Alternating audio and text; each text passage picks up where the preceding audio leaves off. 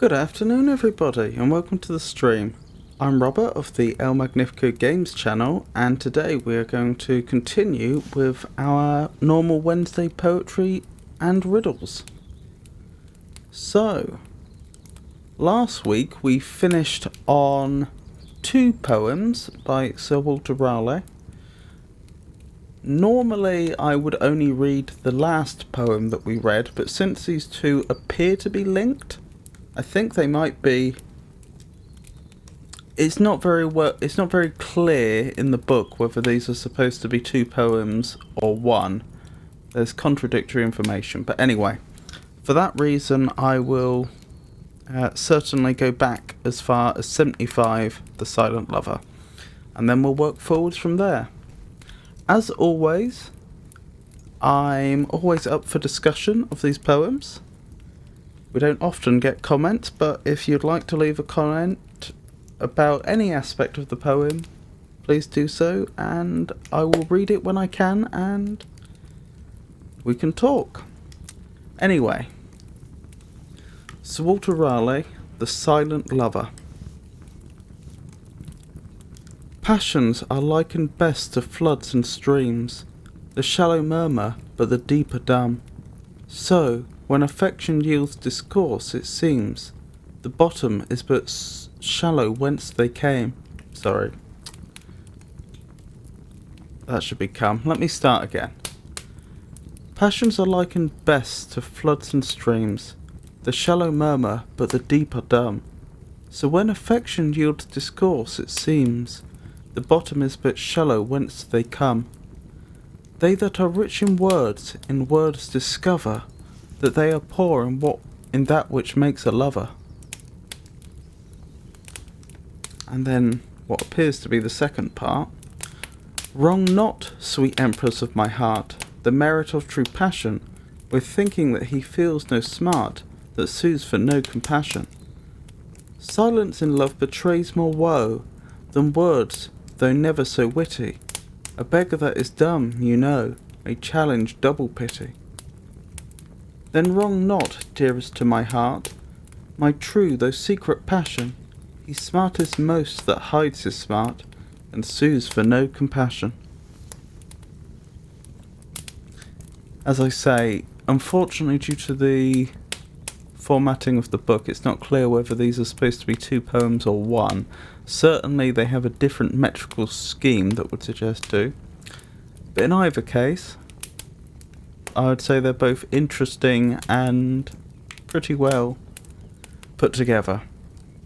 So let's move on to the first new poem of today, His Pilgrimage. And this is also by Sir Walter Raleigh. Give me my scallop shell of quiet, my staff of faith to walk upon, my scrip of joy, immortal diet, my bottle of salvation, my gown of glory, hope's true gauge, and thus I'll take my pilgrimage. Blood must be by my body balmer, no other balm will there be given, whilst my soul, like quiet palmer, travelleth towards the land of heaven, over the silver mountains, where spring the nectar fountains. There will I kiss the bowl of bliss, and drink mine everlasting fill. Upon every milken hill my soul will be a dry before, but after it will thirst no more.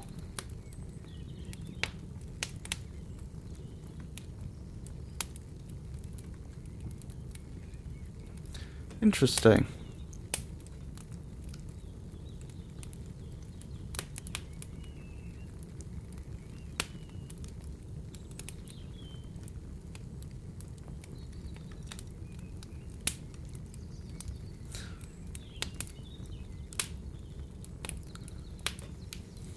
I won't disguise it. I must admit, I think some of the meaning of this poem is lost on me.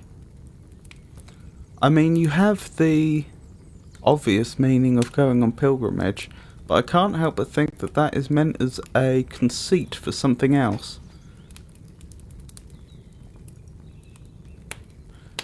But I can't quite pick out what that other thing is.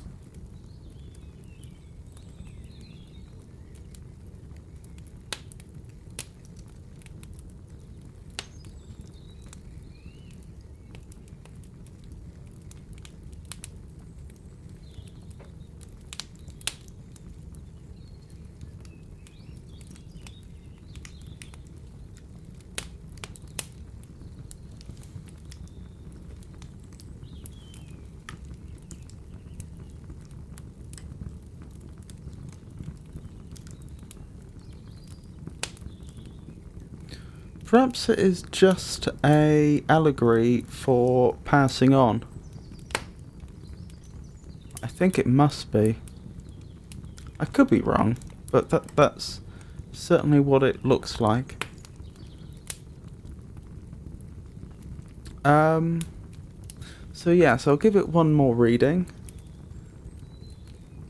As we've seen with a lot of poetry up to this point, there is of course metre and rhyme and so on, but it's a bit irregular, which is interesting, because my impression was later poetry tended to be more formalistic.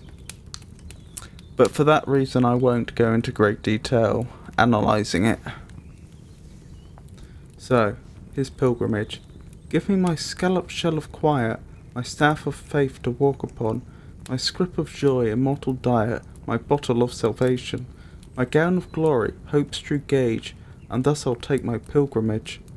Blood must be my body's balmer, no other balm will there be given, whilst my soul, like quiet palmer, travelleth towards the land of heaven, over the silver mountains, where spring the nectar fountains.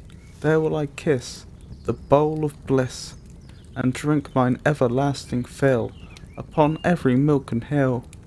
My soul will be a dry before, but after it will thirst no more. So the final poem we have here from Sir Walter Raleigh is just called The Conclusion. Even such is time that takes in trust our youth, our joys, our all we have, and pays us but with earth and dust, who in the dark and silent grave, when we have wandered all our ways, shuts up the story of our days. But from this earth, this grave, this dust, my God shall raise me up, I trust.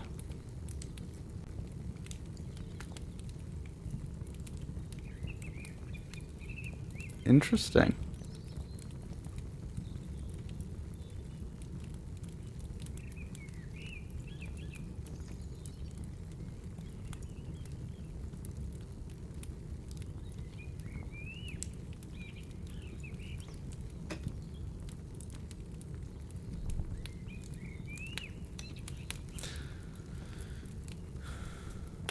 So, from there we move on to Edmund Spenser. Now I know Edmund Spenser obviously wrote the Fairy Queen, which is a particularly famous poetic work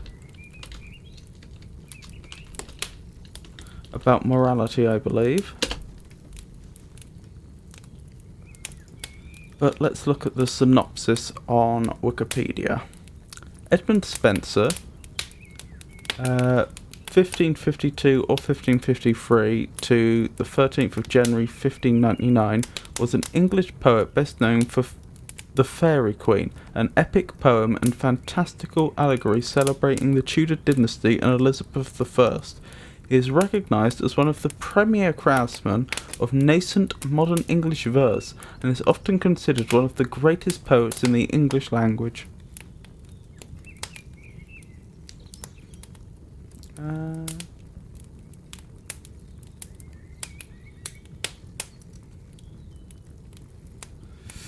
Yeah, I don't want to read the entire article, but from what I recall, he managed to get the patronage of Elizabeth I at one point, which led to him developing, out of which he ended up working on the Fairy Queen. The Fairy Queen, I believe, was supposed to be an allegory for Elizabeth I herself to some extent. I understand that there's no evidence that she ever read it, although he did present the first volume to her, and she received it favourably. Though I also believe that future volumes were argued to be a little more critical. Having not read it myself, of course, I can't really comment, but that's my recollection of the situation. Oh, and of course, he's responsible for the Spenserian stanza and sonnet, so I will read this. Spenser used a distinctive verse form called the Spenserian stanza in several works, including The Fairy Queen.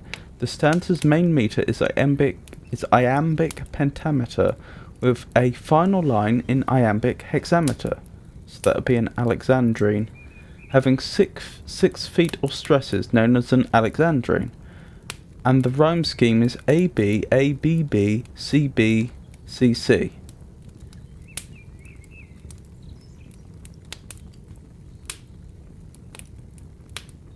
Yes, I remember that. Because if you take the rhyming scheme ABABB, which is actually itself quite a common rhyming scheme, and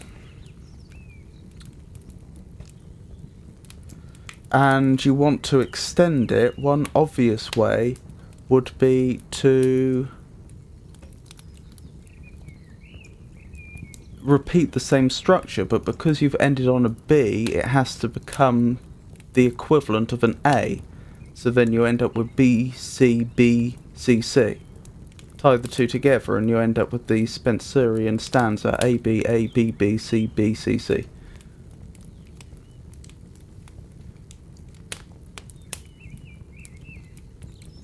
Hello, Angel Amaris. I hope I'm pronouncing your name correctly. It's lovely to meet you, and I'm doing quite well. How are you doing?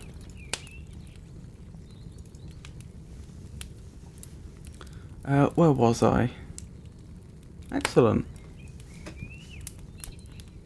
Where was I? He also used his own rhyme scheme for the sonnet. In a Spenserian sonnet, the last line of every quatrain, so that would be a 4-line stanza, is linked with the first line of the next one, yielding the rhyming scheme A, B, A, B, B, C, B, C, C, D, C, D, E, E.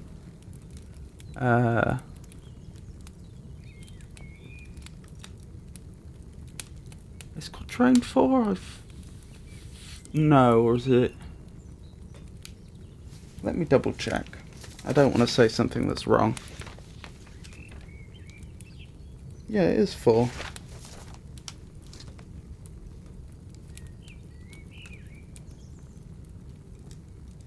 How's my day? My day's going okay, thank you. And your day?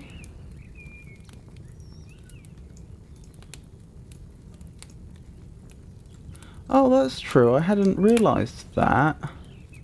You actually end up with the same structure that I just described if you just do A, B, A, B, and then you repeat it starting with B. So you end up with B, C, B, C, and then you end up with C, D, C, C, D, C, D, and so on. Oh, but he ends on E, E, which is a... Is that a deviation? Let me think.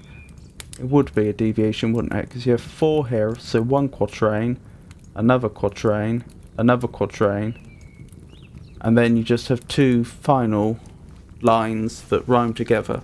So that's probably a 6-ain, I would guess.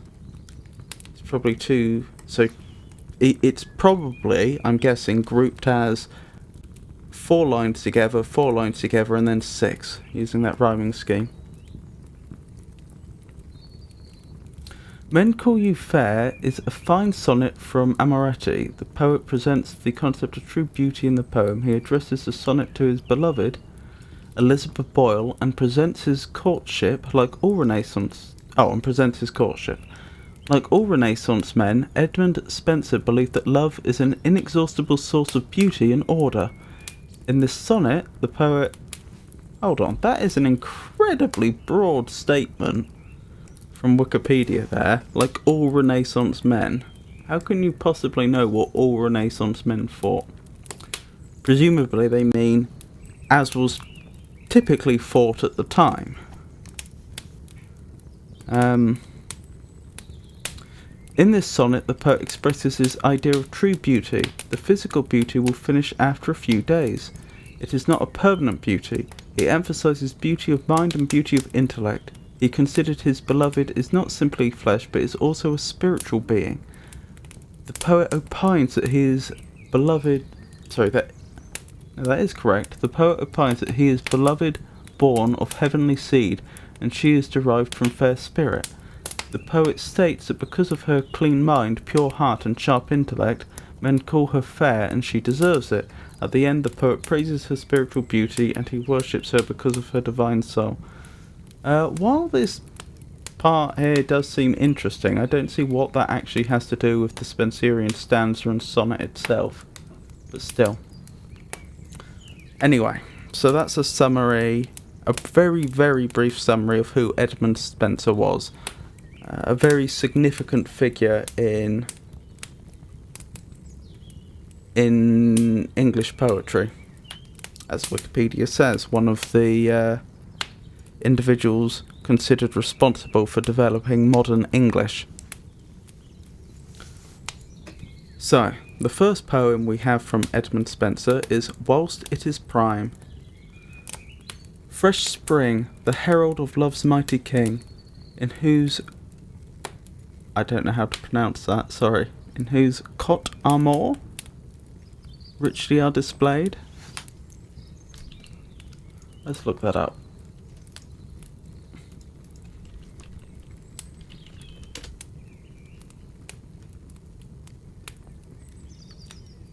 A cottage or hut, a small structure built to contain domesticated animals such as sheep, pigs or pigeons.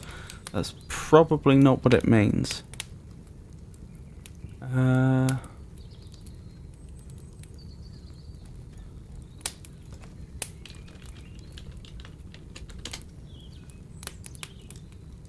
Here we go.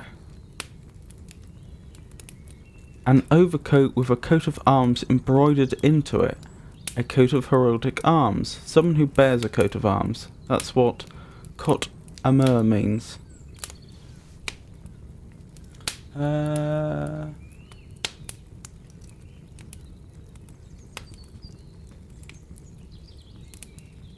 I wish my IPA was better.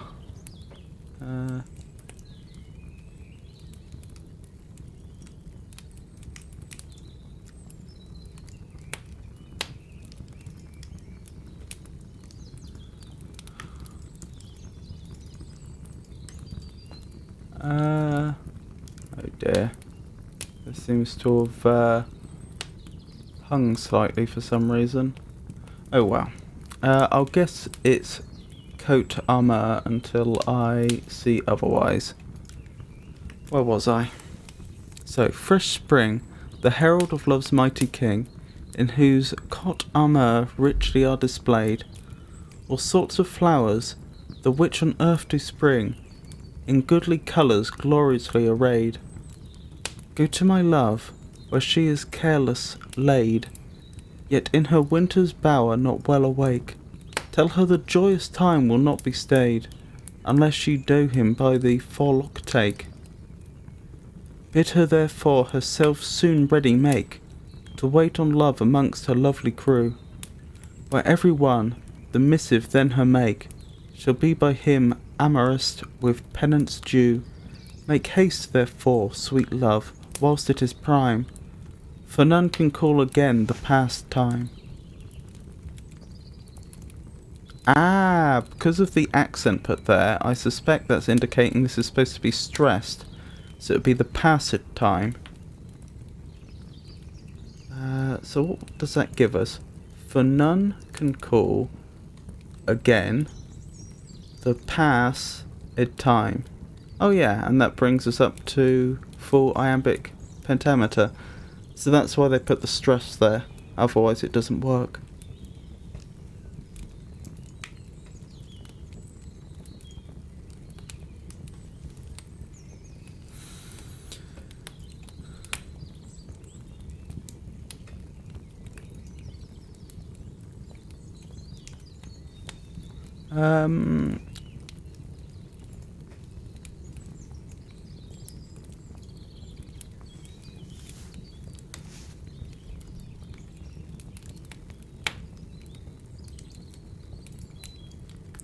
So yes, I'm not sure there's actually much more to say here. We know it's iambic pentameter, and it seems to be written as a Spenserian sonnet. So yeah, which we've already looked at. What about the meaning? I mean, it seems to be telling a story, and it's obviously warning against lost time. Am I missing anything important? I think the line, unless you do him by the forelock take. I wonder if that should be do him. Forelock.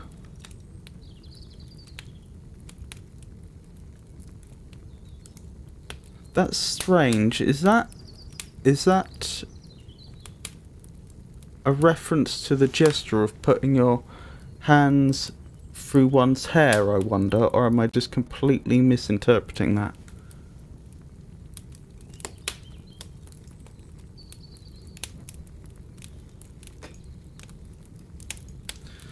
I'm not sure.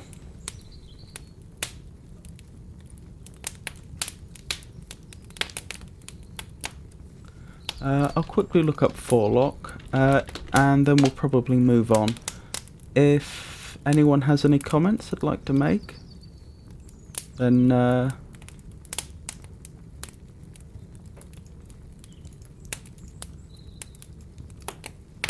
Oh dear, just a second. Having some slight technical difficulties.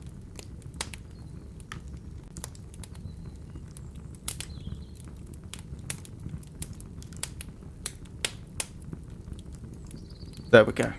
Sorry about that. The part of a person's hairstyle which covers the forehead. So yes, I suspect it was referencing passing one's hand through one's hair, one's fringe. I think it's a nice poem.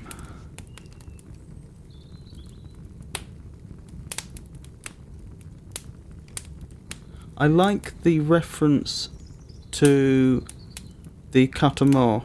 Now I understand it because I believe it's likening the flowers that bloom in spring as being the coat of arms of spring itself, if I understand correctly.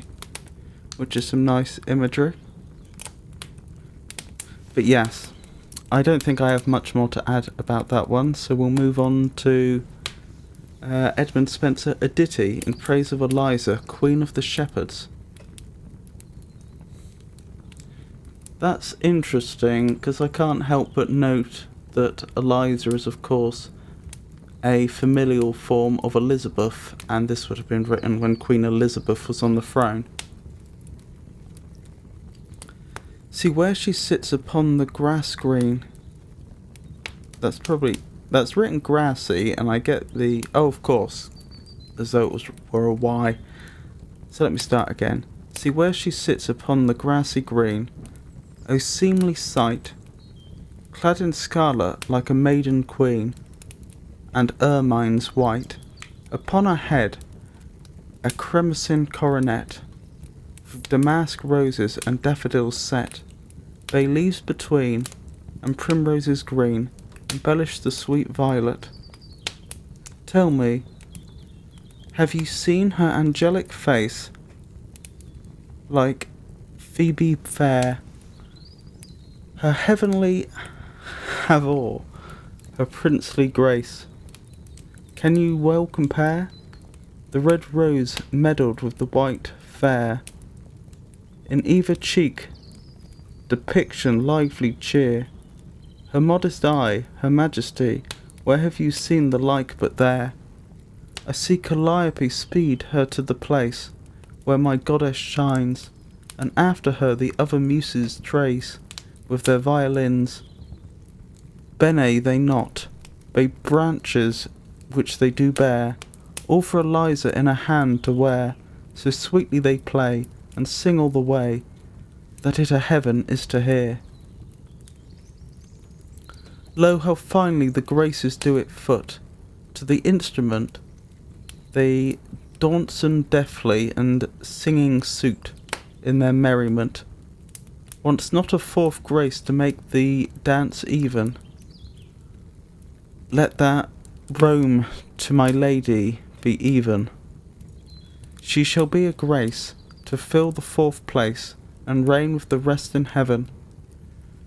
Bring hither the pink and purple columbine with jelly flowers. Bring coronations and sops in wine, worn of paramours. Strow me the ground with daffodillies, and cowslips and kingcups and loved lilies. The pretty paunts and the chevenissance shall match with the fairy flower delice. Now rise up, Eliza, decked as thou art, in royal array, and now ye dainty damsels may depart. Each one her way. I fear I have troubled your troops too long. Let Dame Eliza thank you for her song, and if you come hither, when damsines I gather, I will part them all you among. Now why was that poem so much more archaic than the ones that came before, I wonder? Only two possibilities really come to mind. Either the author of the anthology chose not to modernise that poem as much, in which case why, or Edmund Spenser himself was deliberately writing in a more archaic form of English.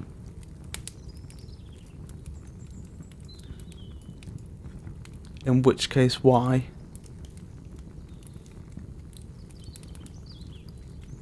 Oh, thank you for the follow. I appreciate it.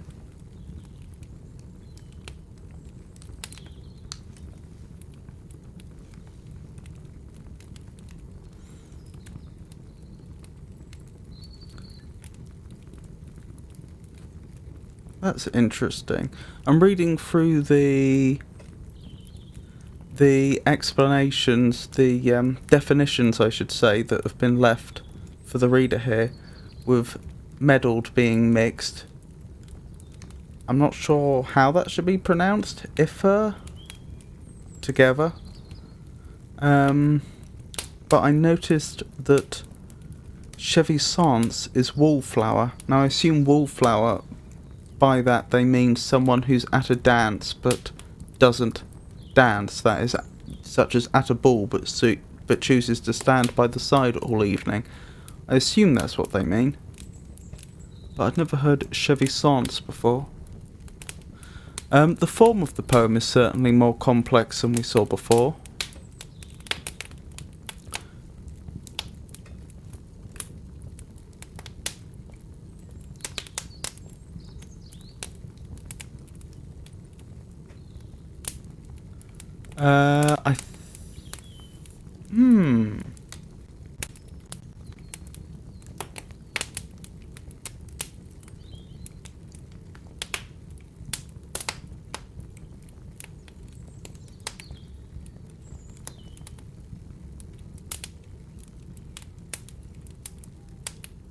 Yes, it is irregular.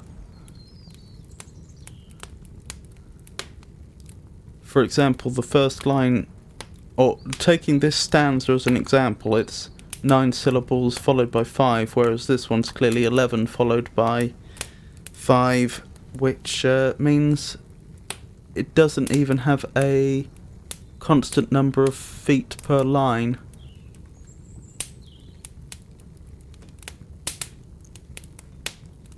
As for rhyming scheme, what do we have?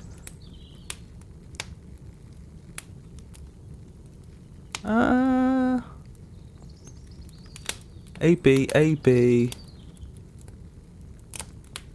CC,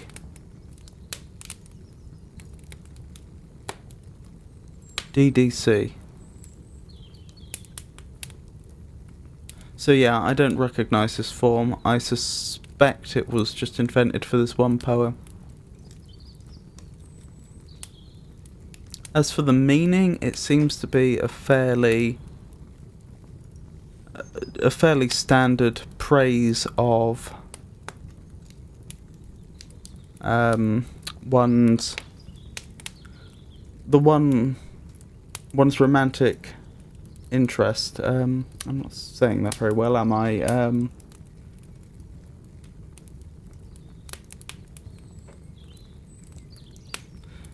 The person the speaker is romantically engaged with, which we've seen plenty of poetry like that. Anyway, moving on. I think I've analysed that one to death. Prothalamion. Oh, incidentally, if at any point anyone in chat would like to leave a comment, then please do. I'm happy to discuss anything. Just when there isn't discussion, I prefer to keep things moving, so to try and minimise the degree to which people get bored. But don't hesitate to comment. Anyway. Prothalamion. Now, is that actually a word? And if so, what does it mean?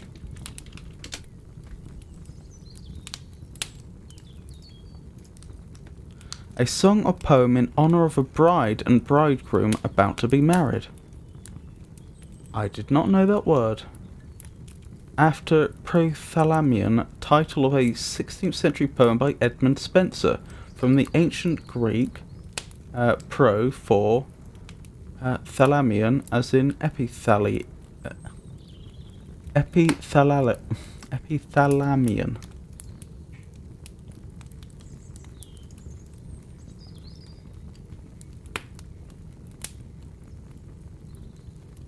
Huh.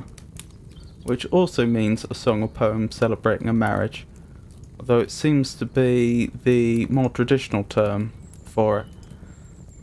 So apparently this poem is actually the namesake for the word itself. Right, so where were we? Prophalamion by Edmund Spenser. Hold on, is that Cal Me or Call Me? Not a great start. Or could it be Calm? It's probably Calm, isn't it? Yes, it is. Sorry. It is Calm. Let me try again. Prothalamion.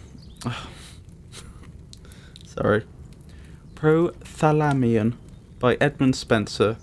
Calm was the day, and through the trembling ire, sweet breathing zephyrs did softly play, a gentle spirit that lightly did delay hot Titan's beams, which then did glister fair, when I, whom Selene care, through discontent of my long fruitless stay, in prince's court and expectations vain, of idle hopes which still do fly away, like empty shadows did afflict my brain, walked forth to ease my pain, along the shore of silver streaming Thames, whose rutty bank, the which his river hems, was painted all with variable flowers, and all the meads adorned with dainty gems, fit to deck maidens' bowers, and crown their paramours, against the bridal day which is not long. Sweet Thames, run softly till I end my song.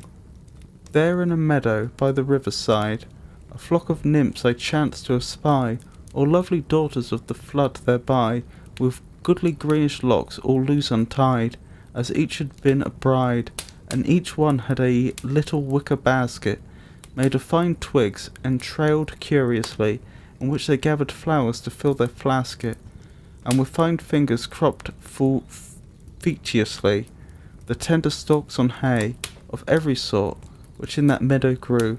They gathered some, the violet, pallid blue, the little daisy, that at evening closes, the virgin lily, and the primrose true, the store of vermeil roses, to deck their bridegroom's posies, against the bridal day which was not long.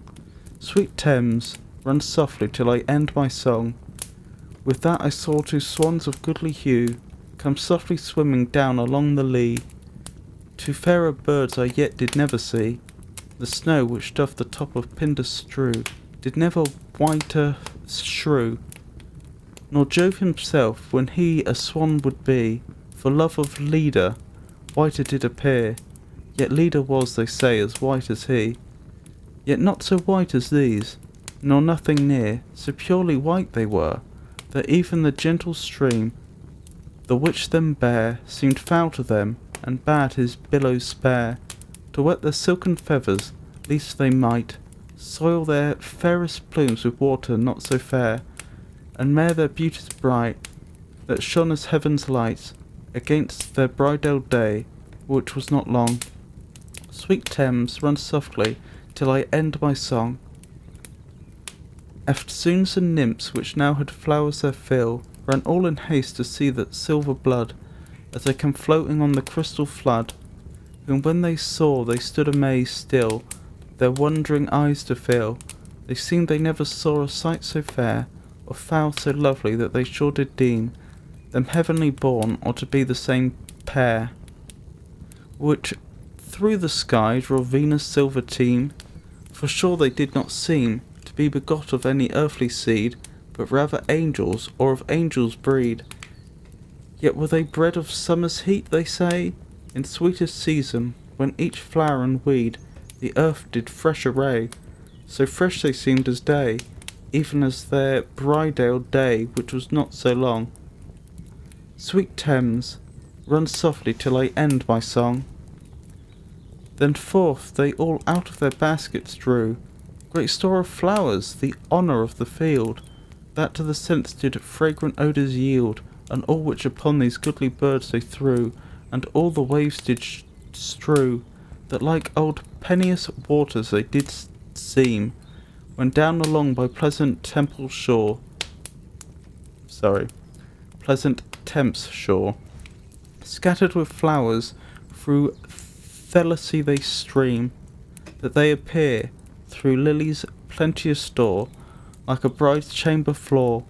Two of those nymphs, meanwhile, two garlands bound, of freshest flowers which in that mead they found, the which presenting all in trim array, their snowy foreheads therewithal they crowned, whilst one did sing this lay, prepared against that day, against a bridal day, which was not long.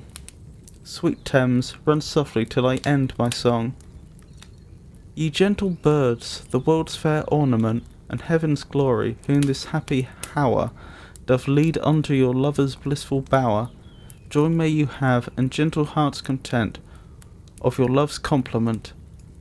And let fair Venus, that is queen of love, with her heart-quelling sun upon you smile, whose smile, they say, hath virtue to remove all love's dislike and friendship's faulty guile, for ever to assoil. Let endless peace your steadfast hearts accord, and blessed plenty wait upon your board, and let your bed with pleasures chaste abound, that fruitful issue may to you afford, which may your foes confound, and make your joys redound upon your bridal day, which is not long. Sweet Thames, run softly, till I end my song. So ended she, and all the rest around, to her redoubled that her undersong, which said their bridal day should not be long, and gentle echo from the neighbour ground their accents did resound. So forth those joyous birds did pass along, adown the lay, that to them murmured low, as he would speak, but that he lacked a tongue, yet did by signs his glad affection show, making his stream run slow, and all the fowl which in his flood did dwell, gan flock about these twain that did excel. The rest, so far as Cynthia doth shend, the lesser stares, so they enraged well, did on those two attend, and their best service lend, against her wedding day, which was not long. Sweet Thames, run softly till I end my song. At length they all to merry London came, to merry London, my most kindly nurse, that to me gave this life first native source, though from another place I take my name, a house of ancient fame. There when they came, whereas those bricky towers, the which on Thames' broad-aged back do ride, where now the studious lawyers have their bowers, where whilome wont the Templar knights to bide, till they decayed through pride. There were unto these strands a stately place, where oft I gained gifts and goodly grace. Where oft I gained gifts and goodly grace of that great lord, which thereon wont to dwell, whose wont to well now feels my friendless case. But here fits not well old woes, but joys to tell, against the bridal days, which is not long. Sweet Thames, run softly till I end my song. Yet therein now doth lodge a noble peer, great England's glory, and the world's wide wonder, whose dreadful name late through all Spain did thunder, and Hercules, two pillars standing near, did make to quake and fear. Fair branch of honour, flower of chivalry, that fillest England with thy triumph fame. Joy have thou of thy noble victory, and endless happiness of thine own name, that promiseth the same, that though thy prowess and victory's arms, that through thy prowess and victorious arms, thy country may be freed from foreign harms, and great Elysee's glorious name may ring through all the world, filled with the wide alarms, which some brave muse may sing to ages following, upon the bridal day, which is not long. Sweet Thames, run softly till I end my song. From those high towers this noble lord issuing, like radiant Hesper, when his golden hair in the ocean billows he hath bathed fair, descended to the river's open viewing, with a great train ensuing, above the rest were goodly to be seen. Two gentle knights of lovely face and feature, beseeming well the bower of ein queen, with gift of wit and ornaments of nature, fit for so goodly stature, that like the twins of Jove they seemed in sight, which deck the baldric of the heavens bright. They two, forth pacing to the river's side, received those two fair brides, their love's delight, which, at the appointed tide, each one did make his bride, against their bridal day, which is not long. Sweet Thames, no, that is Thames, isn't it? Sweet Thames, run softly till I end my song. I should probably apologise for that atrocious reading. Yeah, I had some difficulty there with all the archaic spellings throwing me off. Let's look that poem up if we can. Because to be perfectly honest, I don't fancy my chance of analysing it on my own.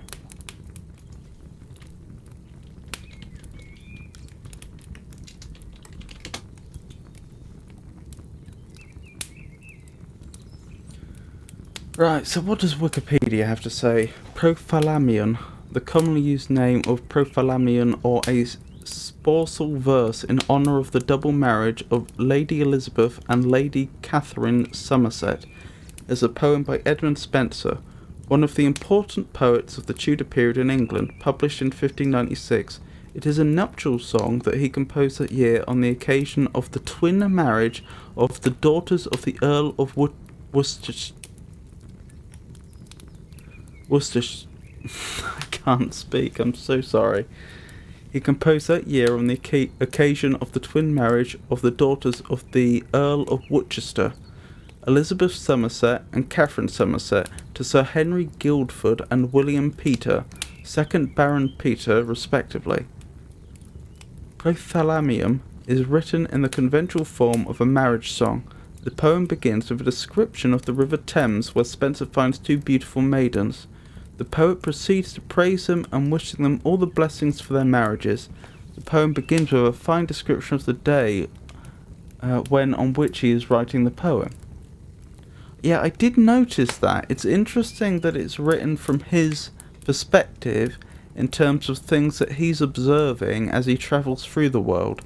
Because that's something that I tend to associate with the Romantic poets, which wouldn't be around for another 200 years, almost.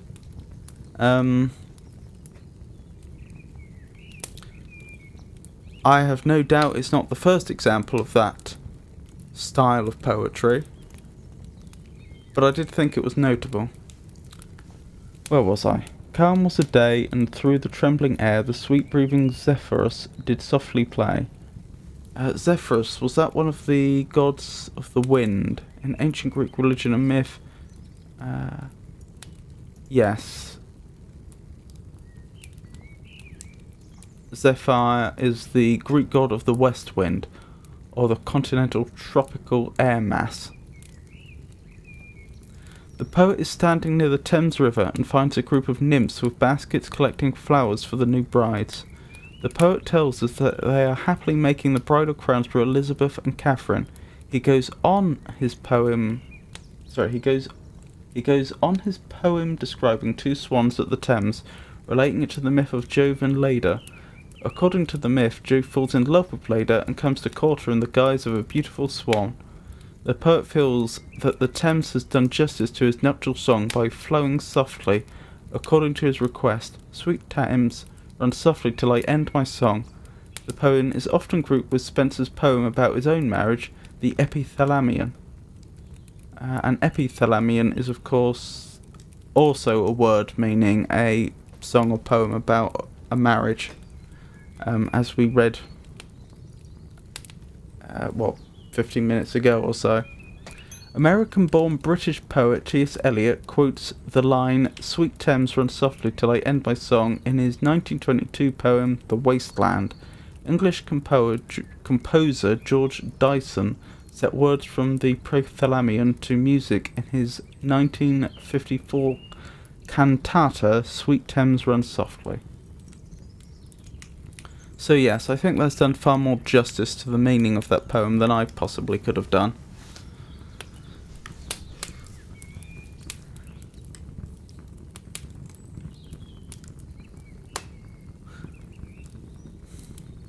It does seem awfully irregular, doesn't it? I'm not sure if that's... Is that my imagination?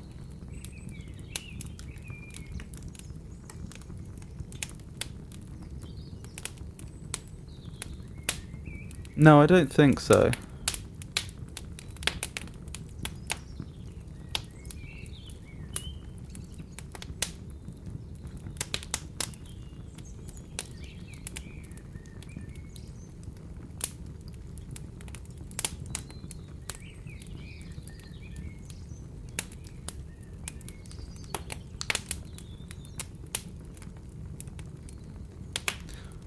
Actually, I wonder if this is one of those cases where the poet picks a particular form for a stanza. So they would, for example, choose how many feet to have on each line, and choose which lines rhyme with which other lines, and then they repeat that form over and over again, stanza by stanza, until they finish their poem. I think that's probably what's happening there. But yes, I don't have much more to say about that one, I don't think. If anyone has any comments about it, then please leave them in chat and I will look at them shortly. Otherwise, let's keep going.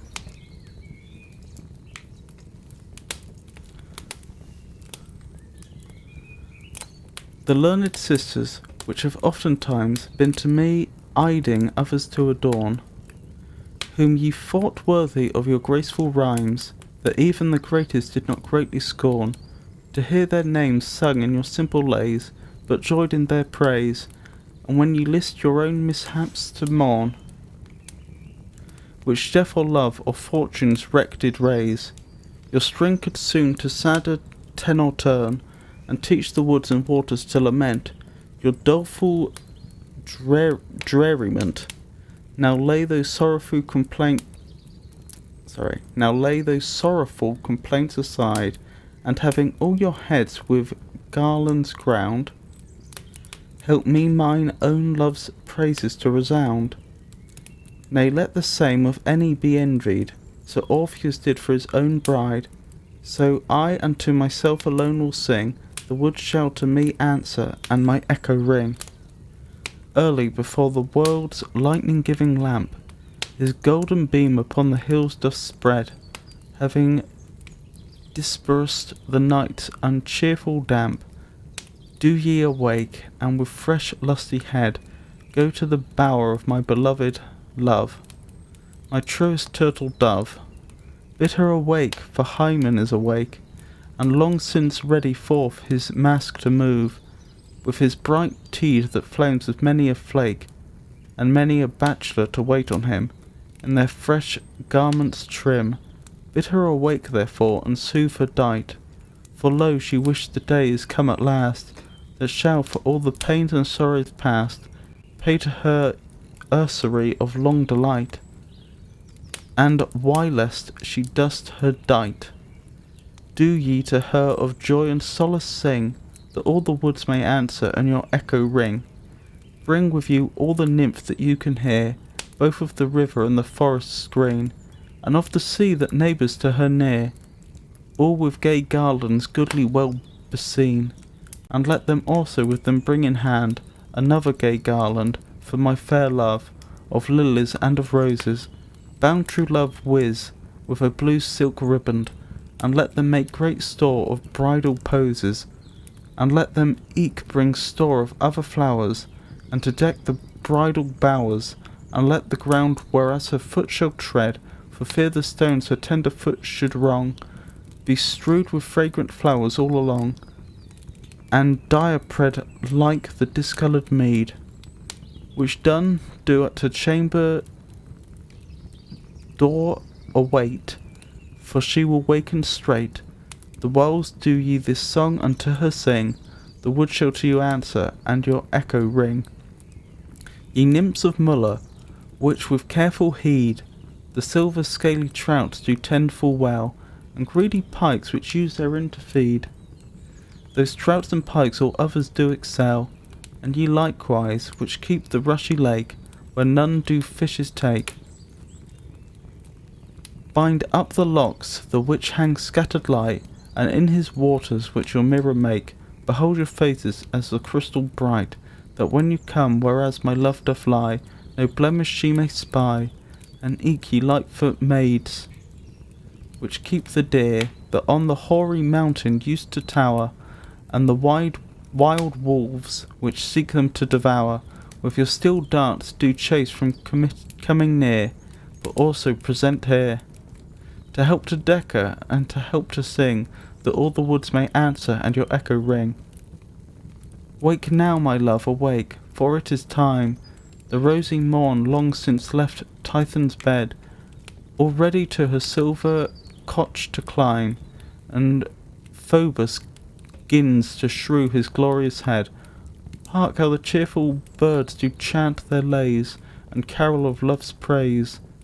The merry lark here matin sings aloft, the thrush replies, the mavis descant plays, the oval shrills, the ruddock warbles soft, so goodly all agree with sweet consent to this day's merriment. Ah, my dear love, why do ye sleep thus long, when meeter were that ye should now awake, to await the coming of your joyous make, and to hearken to the birds' love-learned song, the dewy leaves among, nor they joy and pleasance to you sing, that all the words them answer, and their echo ring.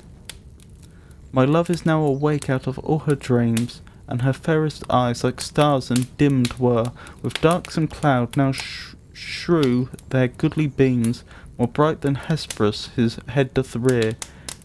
Come now, ye damsels, daughters of delight, help quickly her to dight.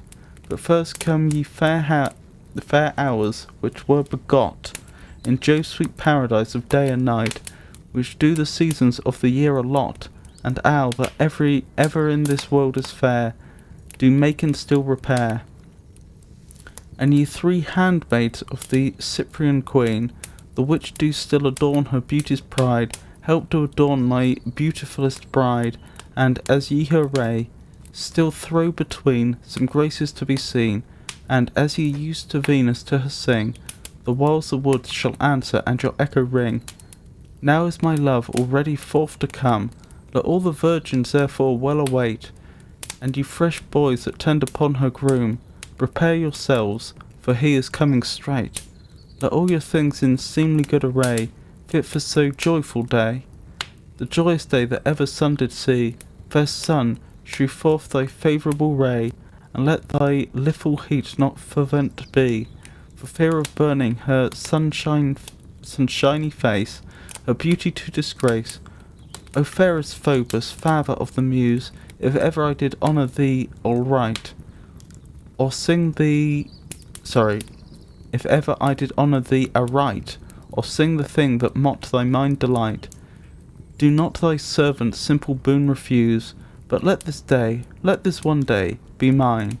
Let all the rest be thine, then I thy sovereign prayers loud will sing, that all the woods shall answer, and their echoing ring. Their echo ring. Hark how the minstrels gin to shrill aloud their merry music that resounds from far, the pipe, the tabor, and the trembling crowd that well agree without breach or jar.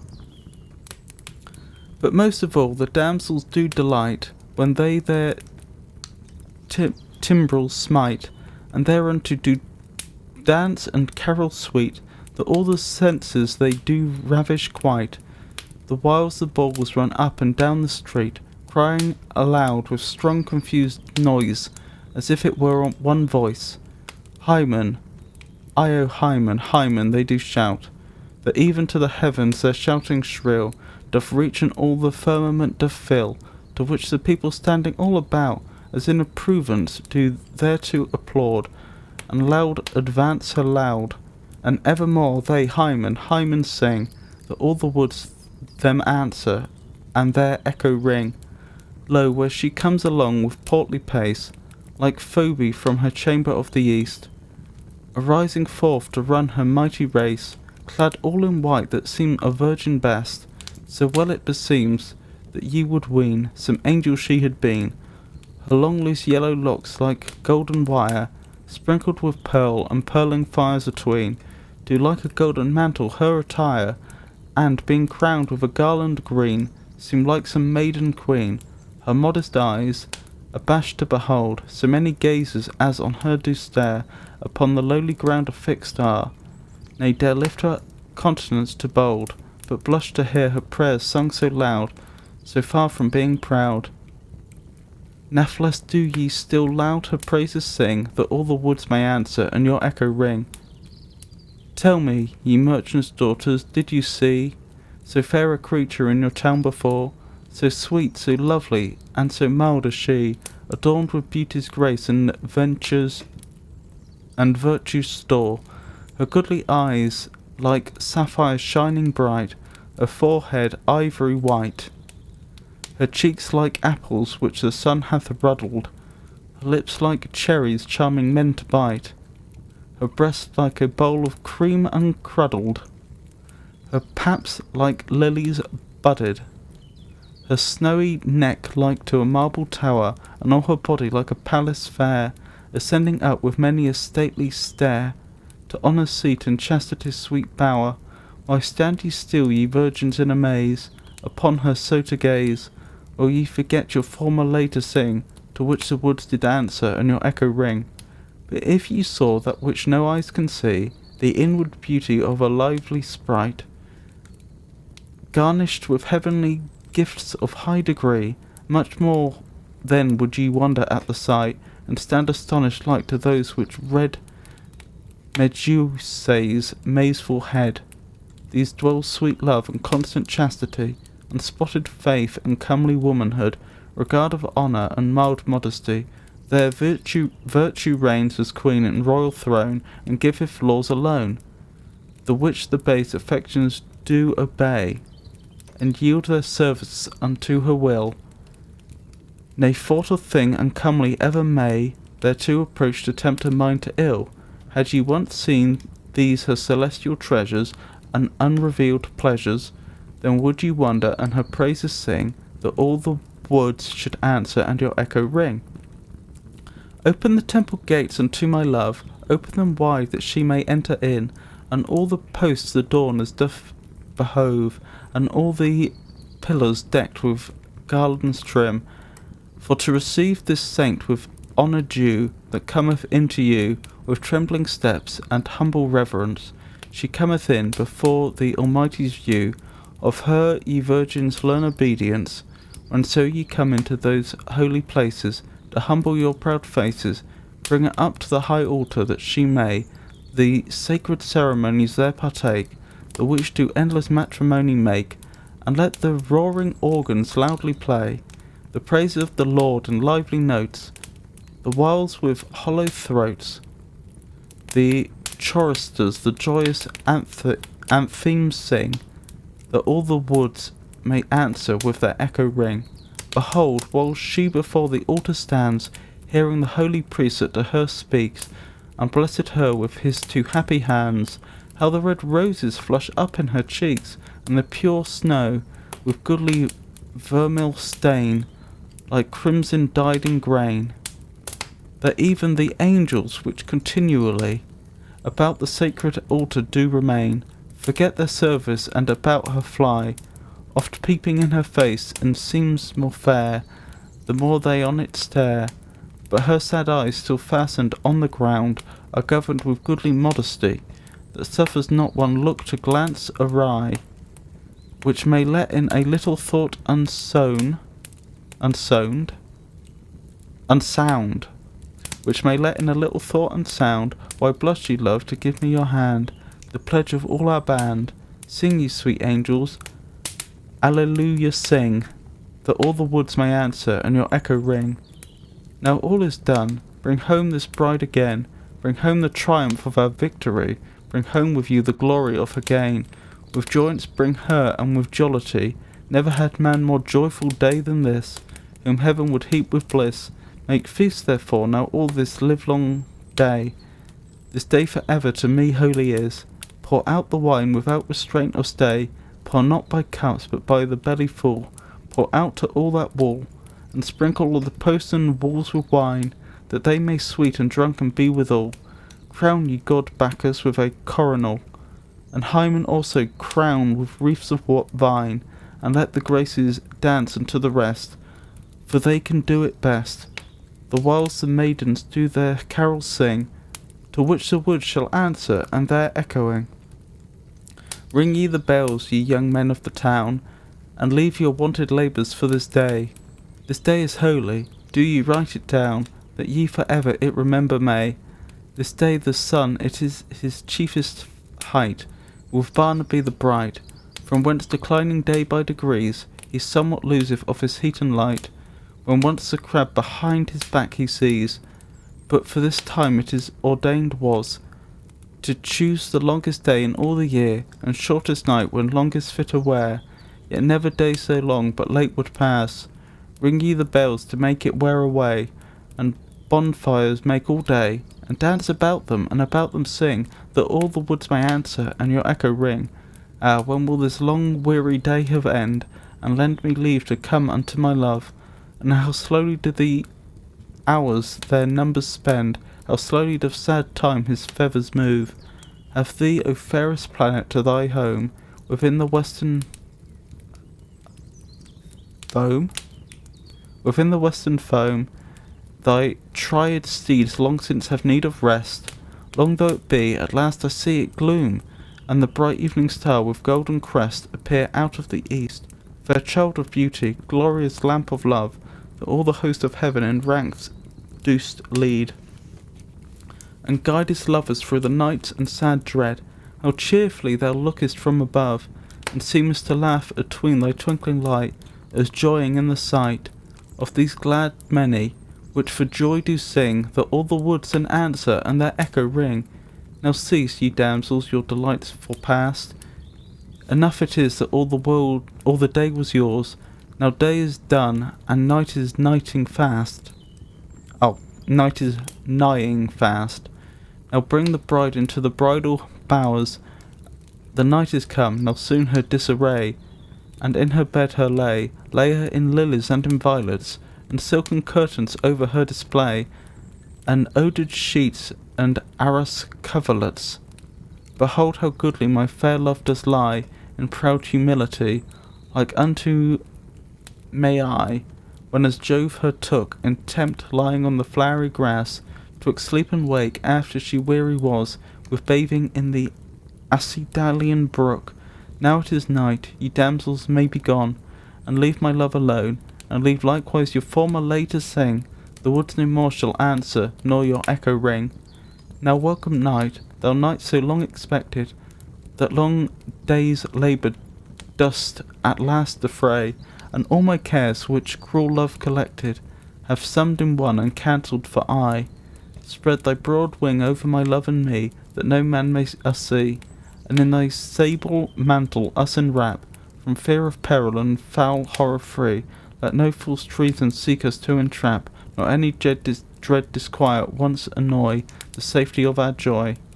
But let the night be calm and quietsome, without tempestuous storms or sad affray, like as when Jove with fair Alcmena lay, when he begot the great Tyrinthian groom, or like as when he with thyself did lie, and begot majesty. And let the maids and young men cease to sing, nay, let the woods then answer nor they echo ring. Let no lamenting cries nor doleful tears be heard all night within, nor yet without. Nay, let false whispers, breeding hidden fears, break gentle sleep with misconceived doubt. Let no deluding dreams nor dreadful sights make sudden sad affrights. Nay, let house fires nor lightning helpless harms, nay, let the pauk, nor other evil sprites. Nay, let mischievous witches with their charms, nay, let hobgoblins, names whose sense we see not, fray us with things that be not. Let not the shreech owl nor the stork be heard, nor the night raven that still deadly yells, nor damned ghost called up with mighty spells, nor grisly vultures make us once afeard. Nay, let unpleasant choir of frogs still croaking make us to wish their choking. Let none of these their dreary accents sing, nay, let the woods them answer, nor their echo ring. But let still silence true night watches keep, that sacred peace may in assurance reign, and timely sleep, when it is time to sleep, may pour his limbs forth on your pleasant plain, the whiles 100 little winged loves, like divers feathered doves, shall fly and flutter round about your bed, and in the secret dark, that none reproves, their prey stealths shall work, and snares shall spread, to filch away sweet snatches of delight, concealed through covert night. Ye sons of Venus, play your sports at will, for greedy pleasure, careless of your toys, thinks more upon her paradise of joys than what ye do, albeit good or ill. All night therefore attend your merry play, for it will soon be day. Now none doth hinder you that say or sing, nay, will the woods now answer, nor your echo ring. Who is the same which at my window peeps, or whose is that fair face that shines so bright? It is not Cynthia, she that never sleeps, but walks about high heaven all the night. O fairest goddess, do thou not envy my love with me to spy? For thou likewise didst love, though now unfought, and for a fleece of wool, which privily the Latmian shepherd once unto thee brought, his pleasures with thee wrought. Therefore to us be favourable now, and sif of women's labours thou hast charge, and generation goodly doth enlarge. Incline thy will to effect our wistful vow, and the chaste womb inform with timely seed, that may our comfort breed, till which we cease our hopeful hap to sing. Nay, let the woods us answer, nor our echo ring. And thou, great Juno, which with awful might the laws of wedlock still dost patronize, and the religion of faith first plight with sacred rites have taught to solemnize, and eke for comfort often called art of women in their smart, eternally bind thou this lovely band, and all thy blessings unto us impart. And thou, glad genius, in whose gentle hand the bridal bower and genial bed remain, without blemish or stain, and the sweet pleasures of their love's delight, with secret aid dost secure and supply, till they bring forth the fruitful progeny, send us the timely fruit of this same night. And thou, fair Hebe, and thou, fair Hebe, and thou, Hymen free, grant it may so be, till which we cease your further praise to sing, nay, any wood shall answer, nor your echo ring. And ye high heavens, the temple of the gods, in which 1,000 torches flaming bright do burn, that to us wretched earthly clods in dreadful darkness lend desired light. And all ye powers which in the same remain, more than we men can feign, pour out your blessings on us plenteously, and happy influence upon us reign, that we may raise a large posterity, which from the earth, which they may long possess, with lasting happiness, up to your haughty palaces may mount, and for the guerdon of their glorious merit, my heavenly tabernacles these inherit, of blessed saints, for to increase the count. So let us rest, sweet love, in hope of this, and cease till then our timely joys to sing. The woods no more us answer, nor our echo ring.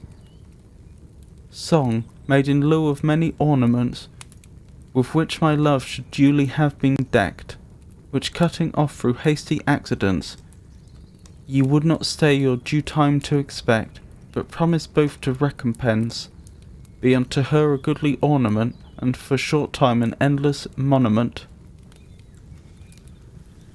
Oh. Goodness me. Right. Couple of words I want to look up. Let's start with hymen, because they're not using it in the obvious sense. The god of marriage and marriage ceremonies from Greek mythology. So that explains that. And paps.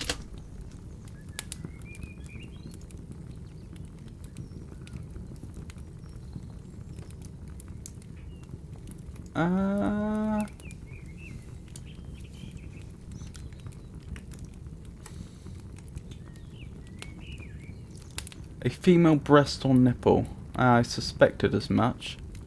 Also a man's breast, although that appears to have been a more recent, I say more recent, from the 15th century, but compared to the 13th century, so it took 200 years before they were using it to describe a man's breast, it would seem. Where was that? I believe it was the stanza that was describing the bride standing at the altar.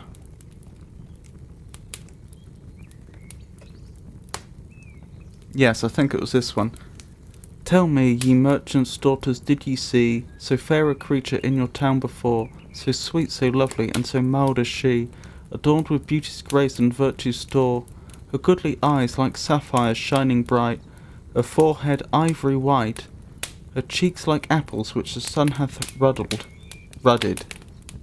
made red, her lips like cherries charming men to bite, her breasts like to a bowl of cream uncruddled, I assume that means uncurdled, her paps like lilies budded, her snowy neck like to a marble tower, and all her body like a palace fair, ascending up with many a stately stair, to honour's seat and chastity's sweet bower. Why stand ye still, ye virgins, in amaze, upon her so to gaze, while ye forget your former lay to sing, to which the woods did answer, and your echo ring?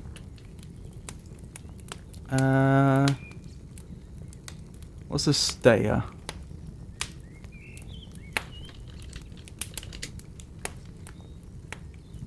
Oh, stare.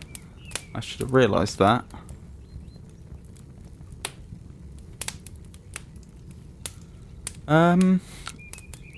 Overall, I think I enjoyed this poem. It was certainly very interesting, especially to compare or to notice all the things that haven't changed, and to notice some things that have changed, but in particular the fact that a lot of the imagery and symbology of marriage clearly hasn't changed in the best part of 400 years. That's interesting. I did make particular note where it likened wearing white to virginity, and I made note of that because I had been told in the past that blue used to be the colour of virginity, and that was because the Virgin Mary used to wear blue, and I believe the Virgin Mary used to wear blue because it was a very expensive colour of paint originally. I could be wrong about that second part, but I think that's how the association happened. But clearly by Tudor times they were already associating a white dress with virginity, so if there is any association between the colour blue and virginity, clearly that is much older still.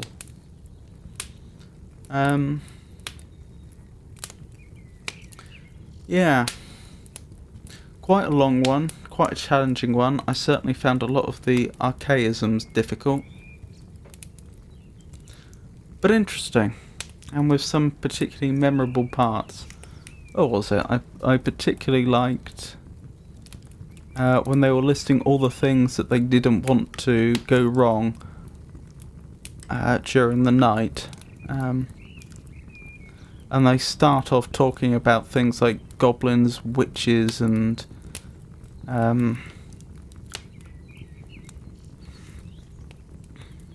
what else was it? An evil sprite and so on.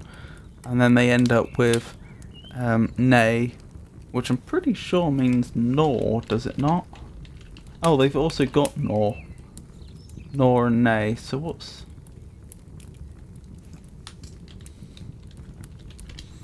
nay then?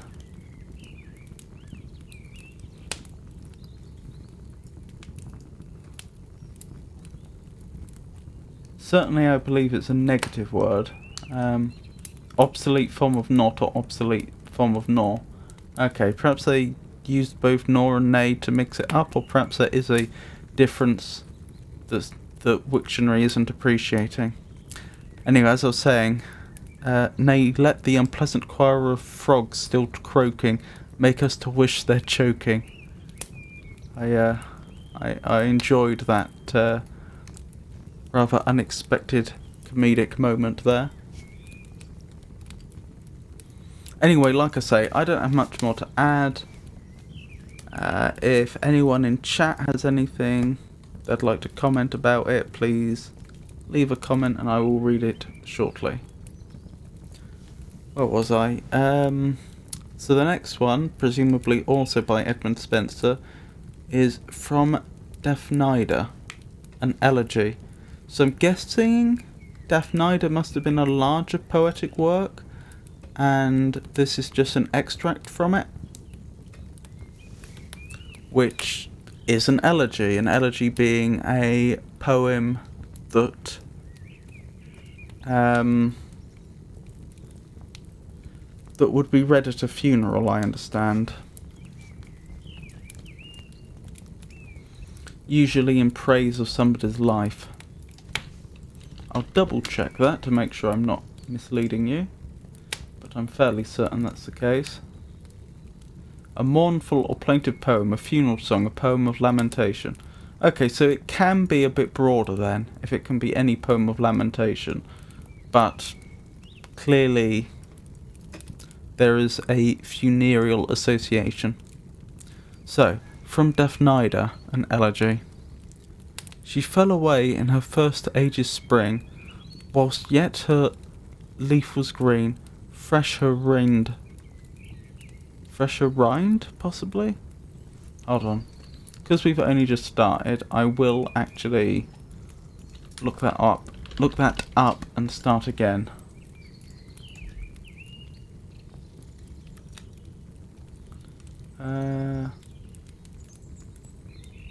Rind, meaning bark. Interesting. So, she fell away in her first age's spring, whilst yet her leaf was green and fresh her rind, and whilst her branch fair blossoms forth did bring, she fell away against all course of kind. For age to die is right, but youth is wrong. She fell away like fruit blown down with wind. Weep, shepherd, weep to make my undersong. Yet fell she not as one enforced to die, nay, died with dread and grudging discontent, yet as one told with travail down doth lie. So lay she down, as if to sleep she went, and closed her eyes with careless quietness, the while soft death away her spirit hent, and soul assoiled from sinful fleshiness. How happy was I when I saw her lead the shepherd's daughters dancing in a round. How trinally would she trace and softly tread the tender grass with rosy garland crowned, and when she list advanced her heavenly voice, both nymphs and muses nigh she made astound, and flocks and shepherds caused to rejoice. But now, ye shepherds lasses, who shall lead your wandering troops, or sing your violes, or who shall dight your bowers, sith she is dead, that was the lady of your holy days. Let now your bliss be turned into bale, and into plaints convert your joyous plays, and with the same fill every hill and dale, for I will walk this wandering pilgrimage throughout the world from one to the other end, and in affliction waste my better age, My bread shall be the anguish of my mind. I drink the tears from which from mine eyes do rain. My bed the ground that hardest I may find, so will I wilfully increase my pain. Nay, sleep, the harbinger of weary wights, shall ever lodge upon mine eyelids more. Nay, shall with rest refresh my fainting sprites, nor fear force to former strength restore. But I will wake in sorrow all the night, with Philumene my fortune to deplore, with Philumene the partner of my plight. And ever as I see the stars to fall, and underground to go to give them light, which dwell in darkness I to mind will call, how my fair star, that shined on me so bright, fell suddenly and faded underground, since whose departure day is turned to night, and night without a Venus star is found. And she, my love that was, my saint that is, when she beholds from her celestial throne, in which she joyeth in eternal bliss, my bitter penance will my case bemoan, and pity me that living thus do die, for heavenly spirits have compassion of mortal men and rue their misery. So when I have with sorrow satisfied the importuned fates which vengeance on me seek, and the heavens with long languor pacified, she for pure pity of my sufferance meek will send for me, for which I daily long, and will till when my painful penance eke. Weep, shepherd, weep to make my undersong.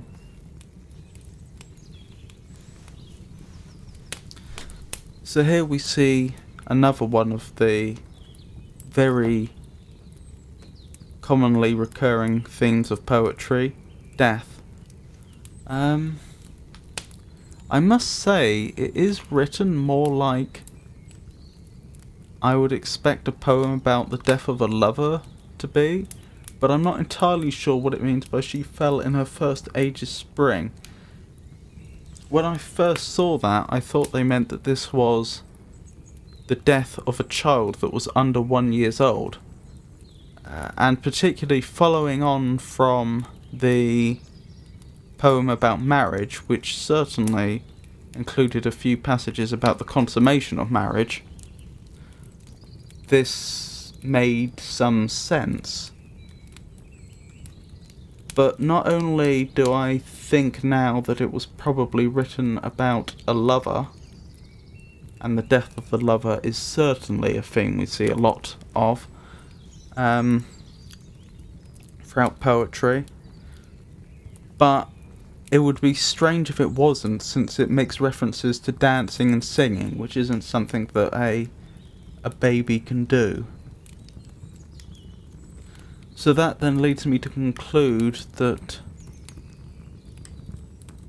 first age must refer to something else. Perhaps it's a reference to middle age, being middle-aged and old age. Perhaps this is just my own supposition. I'm, coming up with this on the spot, but maybe they used to think in terms of having a first age, a middle age, and an old age as 3 stages of life or something. And by she fell away in her first age's spring, they mean she didn't even reach being middle-aged. That's my best guess, anyway.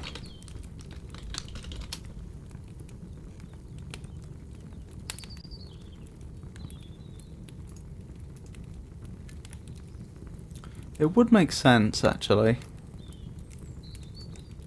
Again, it's only a guess on my part, but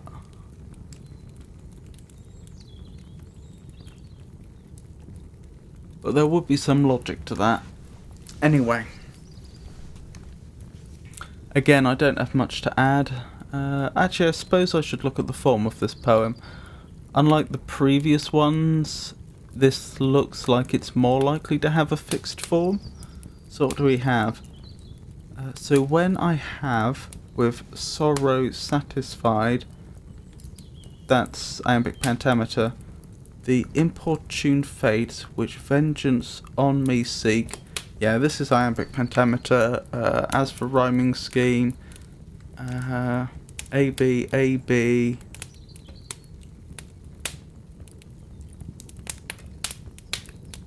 C, B, C. A, B, A, B, C, B, C. I don't recall a name for this particular rhyming scheme. I'm not saying there isn't one, just I don't recall one.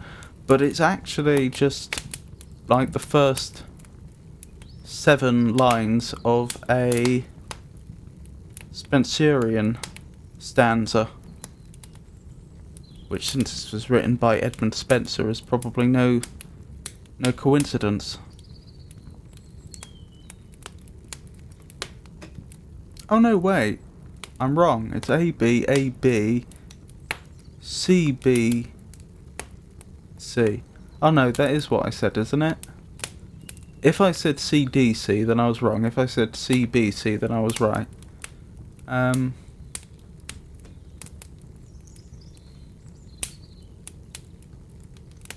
But yeah, I think that's just the first 7 lines of a Spenserian stanza. Anyway. Easter, also by Edmund Spenser. Most glorious Lord of life, that on this day didst make thy triumph over death and sin, and having harrowed hell, didst bring away captivity thence captive, us to win. This joyous day, dear Lord, which joy begin, and grant that we, for whom thou didst die, being with thy dear blood clean washed from sin, may live for ever in felicity, and that thy love we weighing worthily, may likewise love thee for the same again, and for thy sake that all like dear despy, with love may one another entertain. So let us love, dear love, like as we ought. Love is the lesson which the Lord us taught.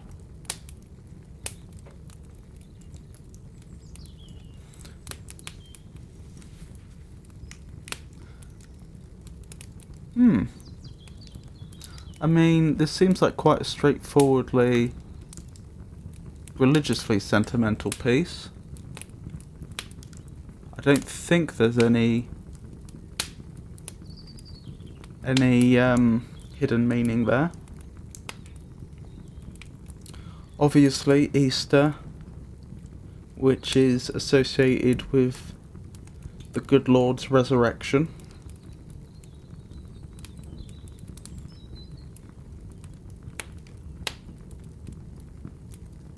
And therefore his death upon the cross, which would have been shortly there before.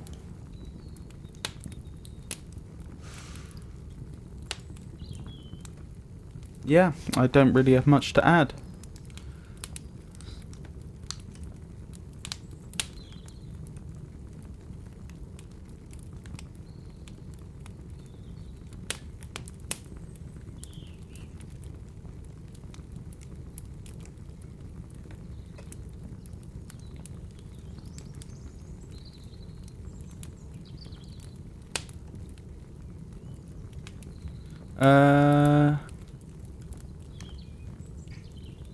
I think it's all in iambic pentameter, isn't it?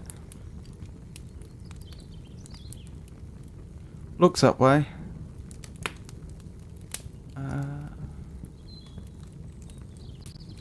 What have we got? A, B, A, B, B, C, B, C, C, D,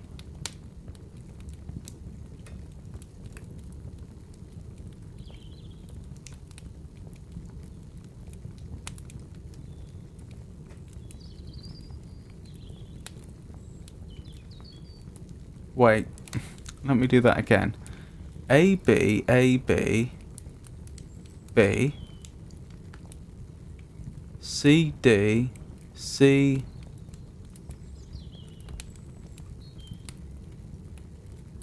C,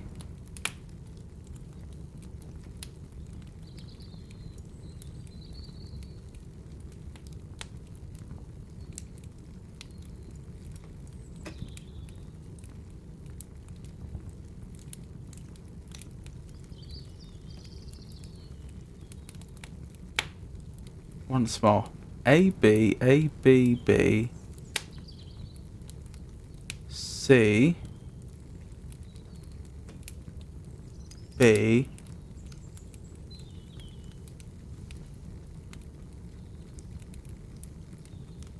yeah, die doesn't rhyme with anything else, does it?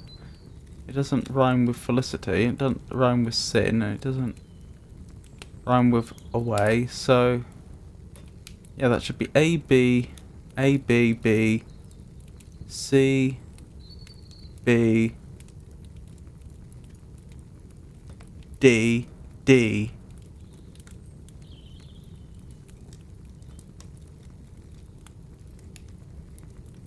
E,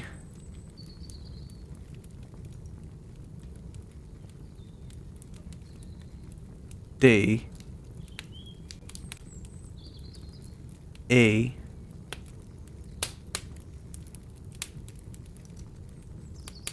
F, F, I think.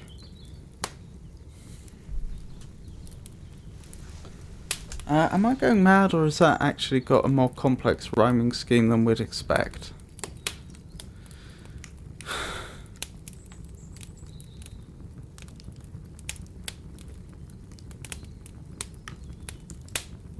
It's long enough to be a Spenserian stanza in full, isn't it? Perhaps it is, and I'm just confused. But die and felicity don't rhyme. It's not die and felicitae.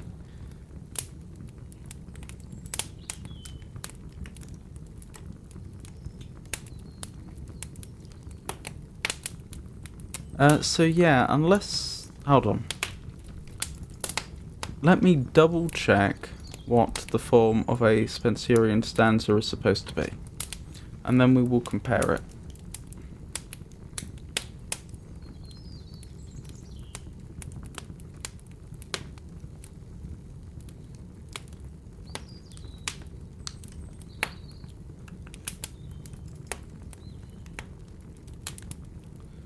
No, I'm getting confused, aren't I? I don't mean a Spenserian stanza. I mean... That's one of the old...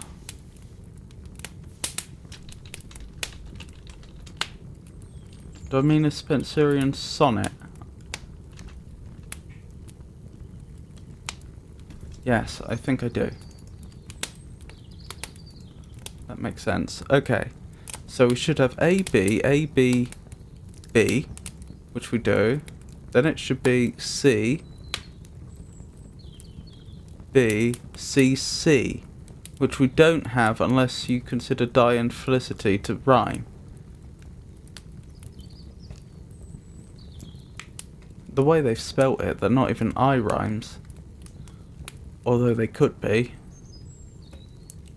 If you were to be as creative with the spelling as a lot of these archaic spellings seem to be, then what would you expect? D,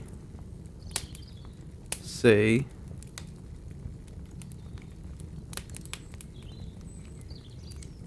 D, E, E.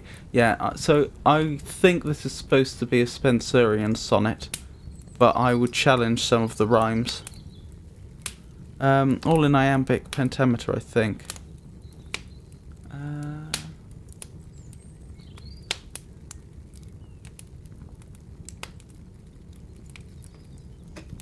Is the final line an Alexandrine?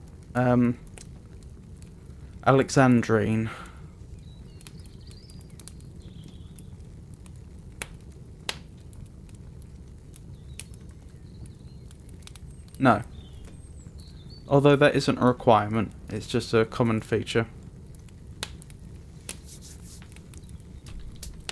So again, I think that's just about everything I can say about that poem. I certainly think I've analysed it to death. So let's carry on. John Lilly. John Lilly, 1553 or 1554 to November 1606, also spelled Lily, Lily or Lily, was an English writer, dramatist of the university wits, courtier and parliamentarian. What's a university wits? The university wit is a phrase used to name a group of late 16th century English playwrights and pamphleteers who were educated at the universities and who became popular secular writers. Prominent members of this group were dum-de-dum-de-dum. He was best known during his lifetime for his two books, Euphues, The Anatomy of Wit, and its sequel, Euphues and His England, but perhaps best remembered now for his plays. Lilly's distinctive and much imitated literary style, named after the title character of his two books, is known as Euphuism. Euphuism. Euphuism is a peculiar mannered style of English prose. It takes its name from a prose romance by John Lilly. It consists of a preciously ornate and sophisticated style, employing a deliberate excess of literary devices such as antitheses, alliterations, repetitions, and rhetorical questions. What's an antithesis, then? I recognise the other terms. A preposition that is the diametric opposite of some other proposition. I mean, that's what I'd assume, but used how? A device by which two contrasting ideas are juxtaposed in parallel form, a figure of speech deranged in this manner.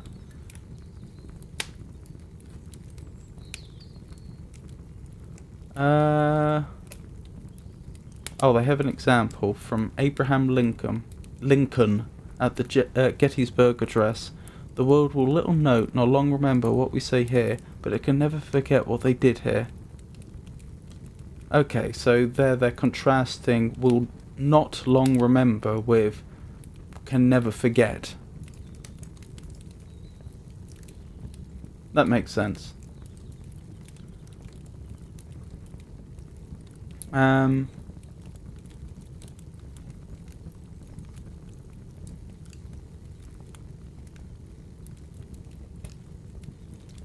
So he has a fairly long biography on Wikipedia. Should I read it out, do you think? Or should I get on with the poetry?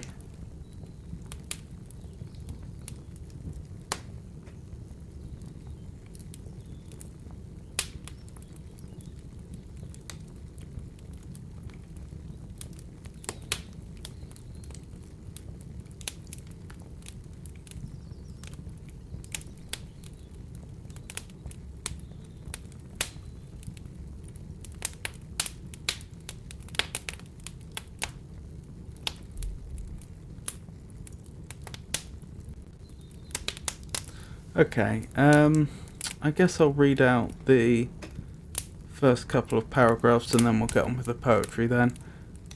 Since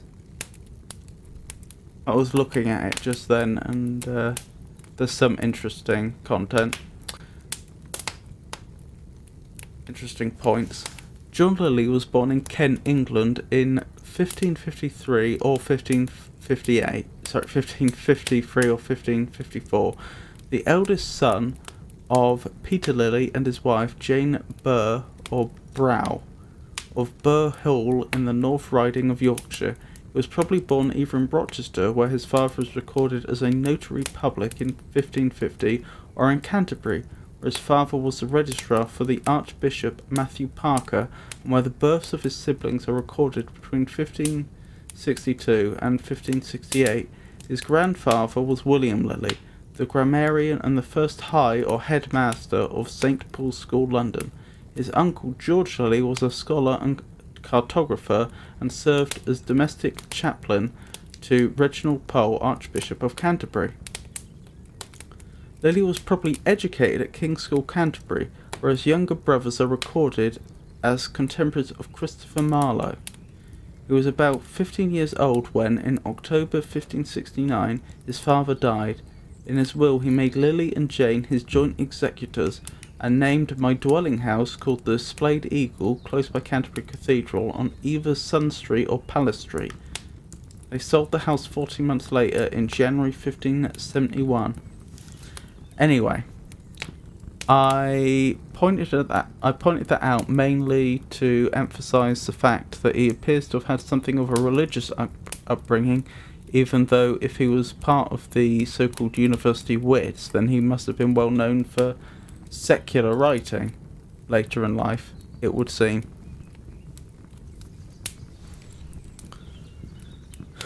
Right, so, cards and kisses. Cupid and my campast play at cards for kisses. Cupid paid. He stakes his quiver, bow and arrows, his mother's doves and team of sparrows.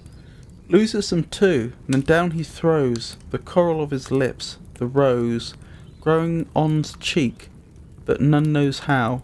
With these the crystal of his brow, and then the dimple of his chin, and all this did my campasp win. At last he set her both his eyes, she won, and Cupid blind did rise. O love, has she done this for thee? What shall, alas, become of me? Well, that's a very interesting poem, isn't it? Right, what's a campasp?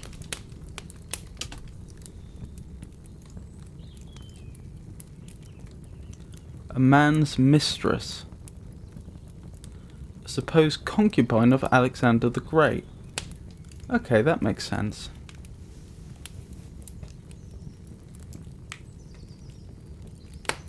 So I'll read that again. Cupid and my campasp played at cards for kisses. Cupid paid. He staked his quiver, bow and arrows, his mother's doves and team of sparrows. Loses them too, then down he throws the coral of his lip, the rose growing on's cheek, but none knows how. With these the crystal of his brow, and then the dimple of his chin. All these did my campasp win. At last he set both his eyes. She won, and Cupid blind did rise. O love, has she done this for thee? What shall, alas, become of me?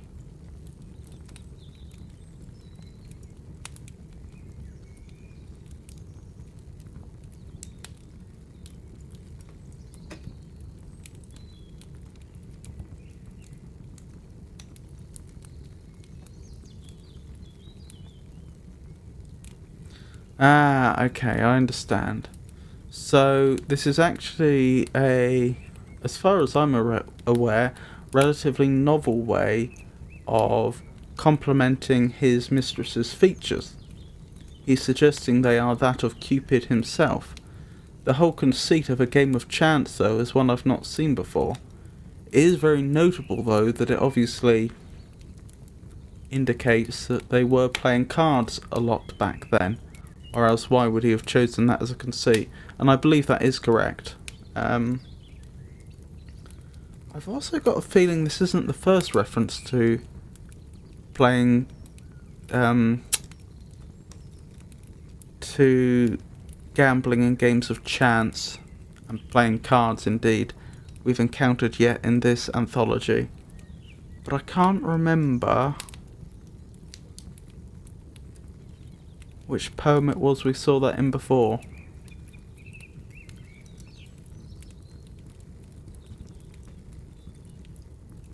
But anyway, I do want to know what they mean by crystal of his brow. I think that's not the first reference to crystal of one's brow we've read today as well.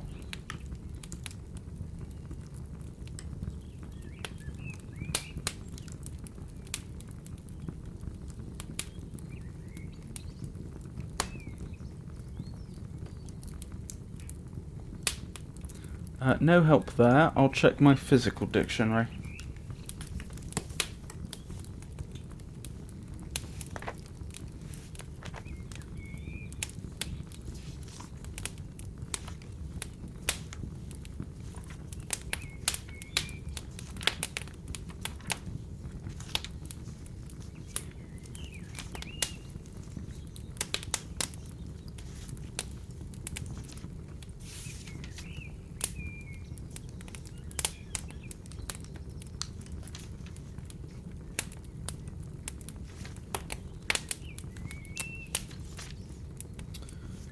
Ooh, where is it?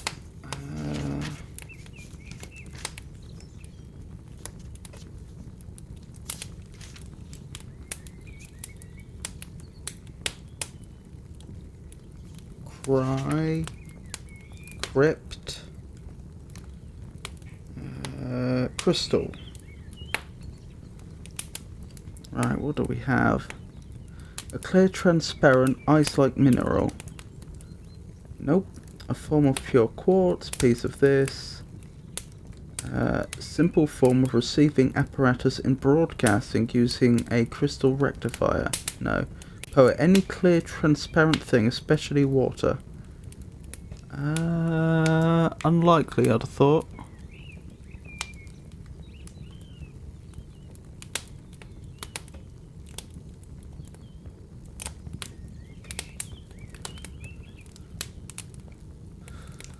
Crystal gazing, concentration of one's gaze on ball of rock. Crystal, no. Pool of ink, no. For the purpose of inducing a hallucinatory picture of future or distant events. No. Glass of very transparent quality. No. Vessel, etc. of this. No. Crystal Palace, building of glass and iron built in Hyde Park for the 1851 exhibition and re-erected Sydenham and destroyed by fire in 1936. Aggregation of molecule... no, obviously. Aggregation of molecules with definite internal structure and external form of solid enclosed by symmetrically arranged plane faces. Nope. Made of like clear as. No. No hope. No help there. No hope there. No help there. So what do I mean with these? The crystal of his brow. And then the dimple of his chin.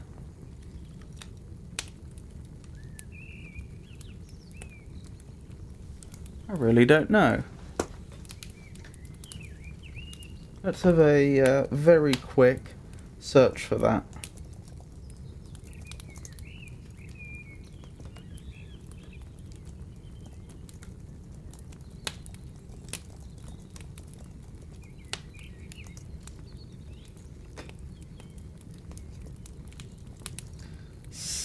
Crystal of his brow. No results.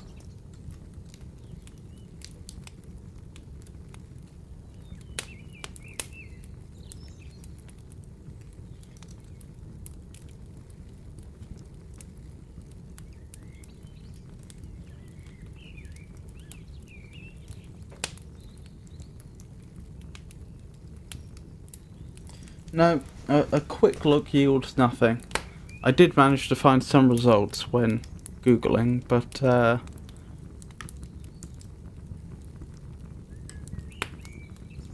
none that immediately explained the meanings. I don't know what the crystal of his brow means, but obviously it's another anatomical feature.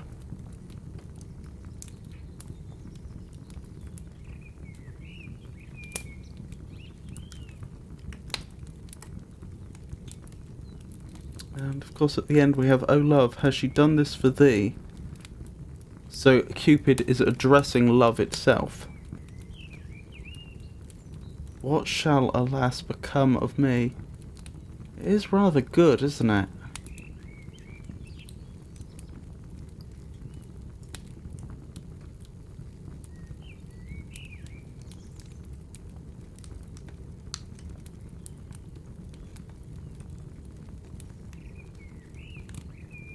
I think it's written in iambic tetrameter.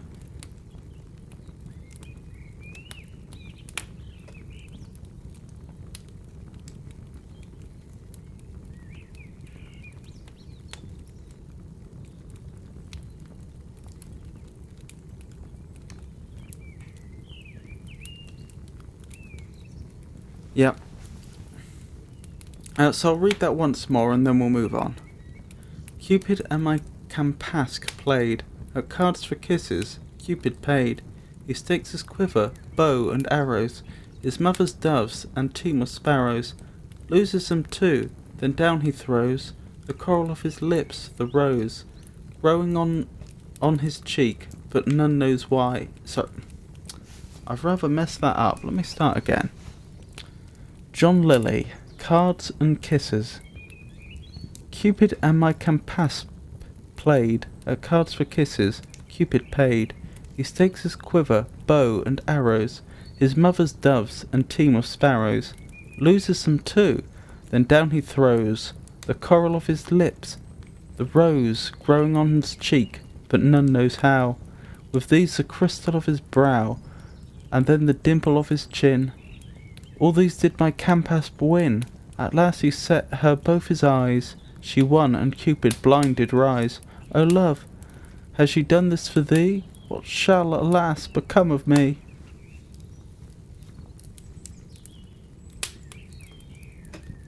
I really rather like that one. So, spring's welcome. What bird so sings, yet so does wail? Oh, 'tis the ravished nightingale. Jug, jug, jug, jug, teroo, she cries, and still her woes at midnight rise.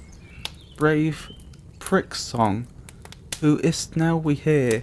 None but the lark so shrill and clear.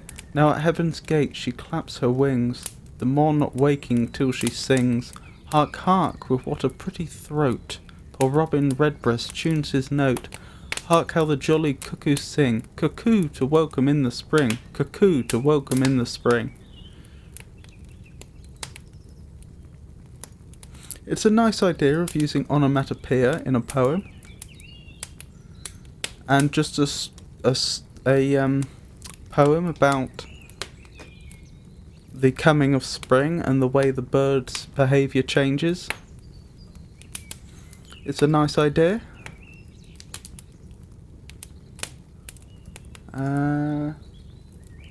I think, looking at the time, we will probably move on to the riddles now. So,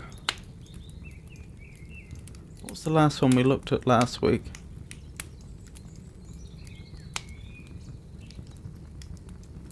I think it was probably 128.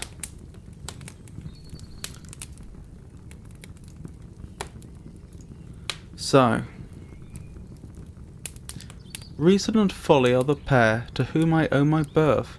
Much of my father's pride I have, and all my mother's mirth. But of my humour, all my parts, to judge what certain rule, since I'm with every wise man seen, and heard with every fool. Yet this distinction I shall tell, if it is your judgment betters. I escape from fools just when I will, the wise hold me in fetters. Humours and airs I can put on of different men and places, can Proteus show or Hogarth paint how various are my faces. All tastes I fit, sneering with wits, with the precise refined. With my Lord Mayor and Alderman I'm jovial when they've dined. Within the rural scene I dwell, and yet though rude sincere, at court like courtiers I'm polite, for I mean nothing there. And education moulds me, or my constitution seen, as the thunderer I my empire shake, or am as soft as Venus. When seated on my damask throne, fresh beauties I display, and yet the less my throne is, more soft and sweet are they. Fair ladies, if you found me, and the secret will discover, you cannot do a kinder thing than show me to your lover.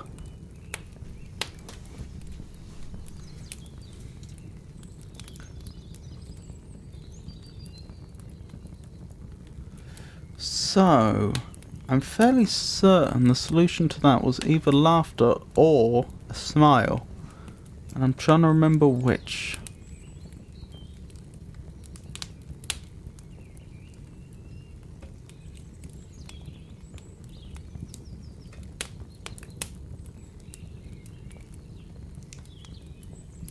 I think it's probably laughter.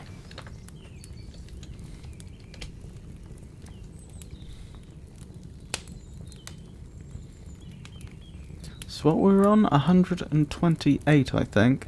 Oh, and it is laughter. Not that it's any surprise I knew what that was, given that that was the last one we attempted last week. So 129. the first new riddle today. Why should we seek strange enigmatic texts for subjects fit to puzzle and perplex, when what we daily think on nearly viewed abounds with riddles little understood? Such then am I, nor need I a disguise, being already veiled from human eyes. I'm never present, always am expected, though with what's present I am close connected. I'm still approaching nearer, ever near, yet none of me could ever say 'tis here. For when you think you have me, you will find I'm furthest off and still remain behind. What I am now, what you enjoy, has been, what I shall be, is but few foreseen. And though sufficient evils me attend, the hopes of thousands still on me depend, while others, lost in fears and jealousies, think I can but increase their miseries. For me the miser hoards up golden heaps, for me the devotee pale vigils keeps, for me the economist whom reason guides, as prudent foresight dictates, still provides. For me and for himself the sot prepares the headache, and to me leaves all his cares. Look around about you, you'll with wonder see various concerns of life referred to me, the courtier's promises, the bankrupt's pay, the idler's business, and the law's delay, the vows of lovers, hopes of the distressed, the sinner's penitence, and friendship's test. A thousand doubtful cases I decide, which till my coming must remain untried. Though I could never yet be said to be, yet what was me, you every day may see. This, though a kind of paradox, is true, to solve which, ladies, must be left to you. So, if you have any guesses, please leave them in chat. Initially, I was thinking that the solution might be hope, until I saw hope actually being referred to in the text. So now I'm thinking the solution might be the future. So let's give it a reread. Why should we seek strange enigmatic texts for subjects fit to puzzle and perplex, when what we daily think on, nearly viewed, abounds with riddles little understood? Such then am I, nor need I a disguise, being already veiled from human eyes. That's certainly true of the future. I'm never present, always am expected, though with what's present I am close connected. That also makes sense. I'm still approaching nearer, ever nearer, yet none of me could ever say 'tis here. For when you think you have me, you will find I am furthest off and still remain behind. That also figures. What I am now, what you enjoy, has been.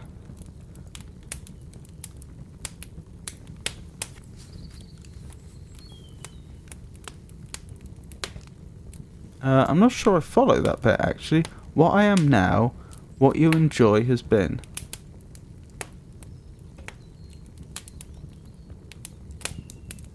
What I am now. So if we remove this clause, because it's merely descriptive, what I am now has been. Well, that would make you the past, surely. But the past isn't expected, it's gone. What I shall be is but by few foreseen.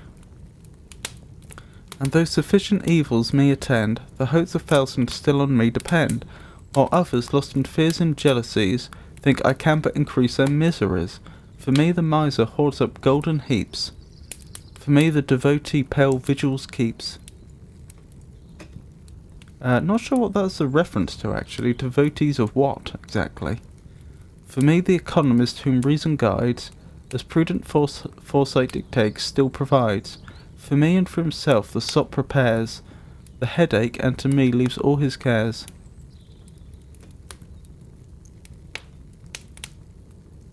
What do they mean by a sot? Is that a poor, downcast individual or something completely different? Oh, a fool. Or a drunkard. Okay.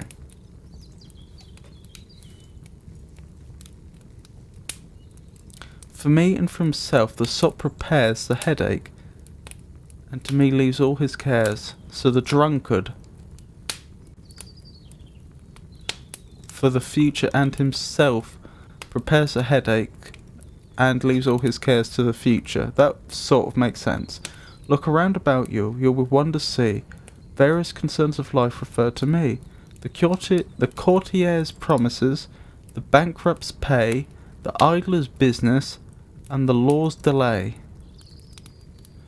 The vows of lovers, hopes of the distressed, the sinner's penitence, and the friendship's test.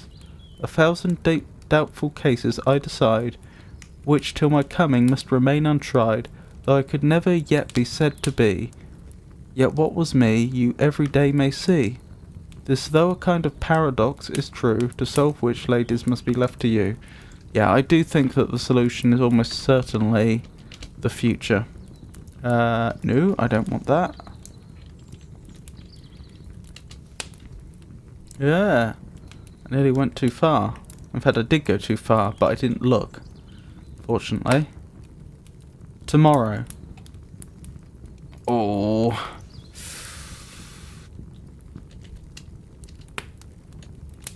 I don't think I'm being cheeky when I say I'm going to give myself that one. Simply because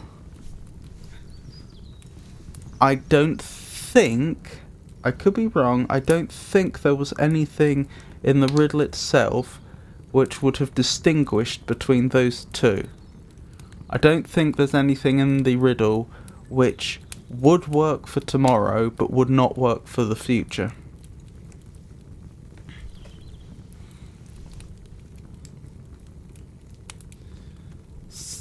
So like I say, I don't think I'm being cheeky if I consider that an alternate solution.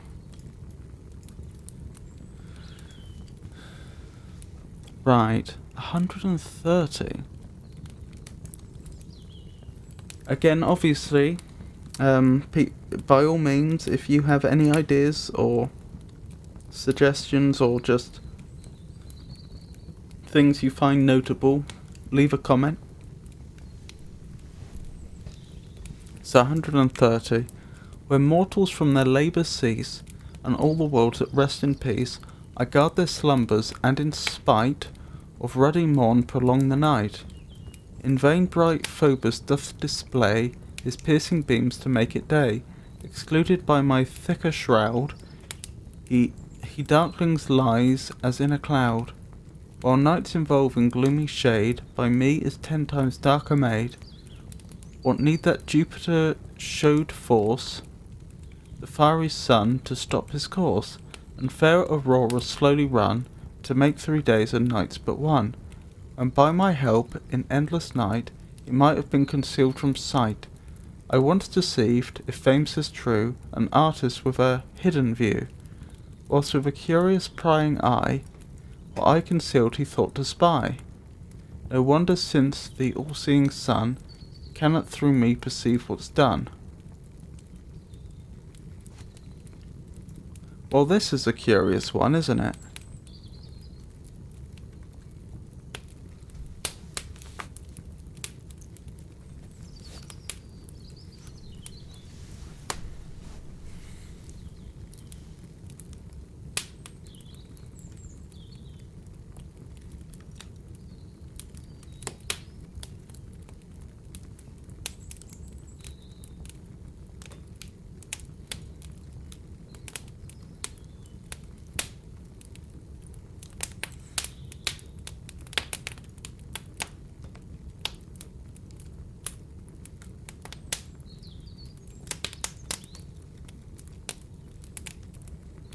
In spite of ruddy morn, prolong the night. Ruddy means red, doesn't it? So like the sunrise. Yes, reddish in colour.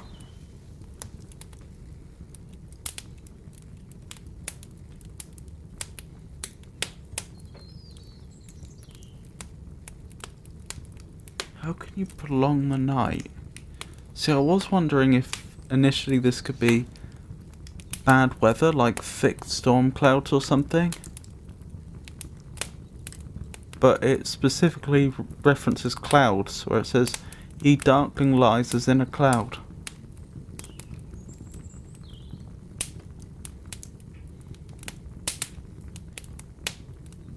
And it's not sleep, because slumbers is directly referenced.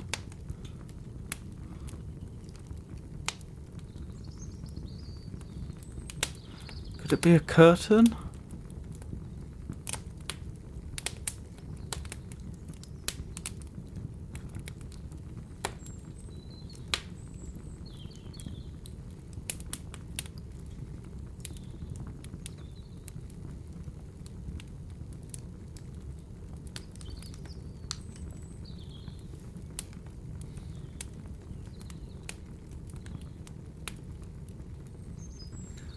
Jupiter, I suspect, is a reference to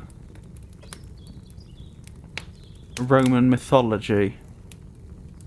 Jupiter was the equivalent of Zeus, if I recall correctly.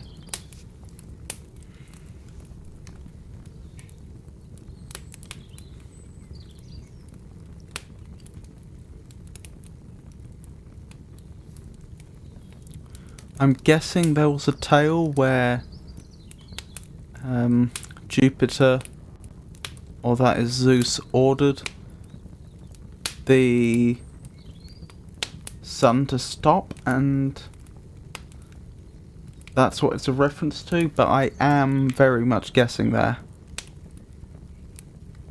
Because specifically it says what need that Jupiter should force the fiery sun to stop his course, and fair Aurora slowly run, to make 3 days and nights but one, when by my help in endless night it might have been concealed from sight.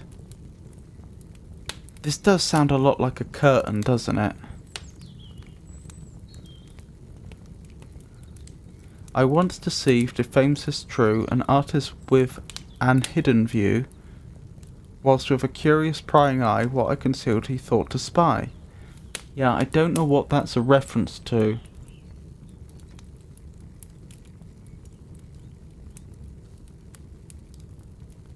That story.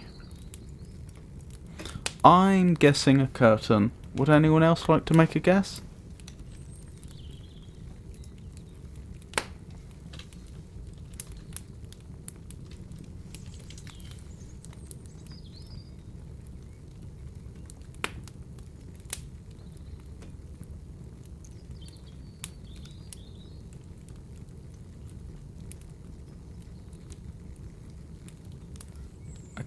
A candle, you think?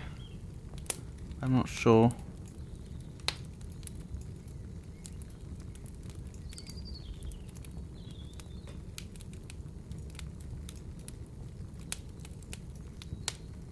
A curtain. It was a curtain.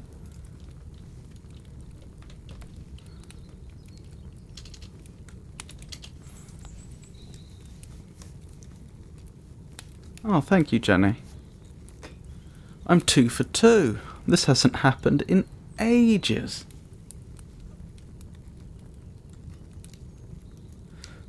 So let's push my luck and see if I can get a third, which I almost certainly won't.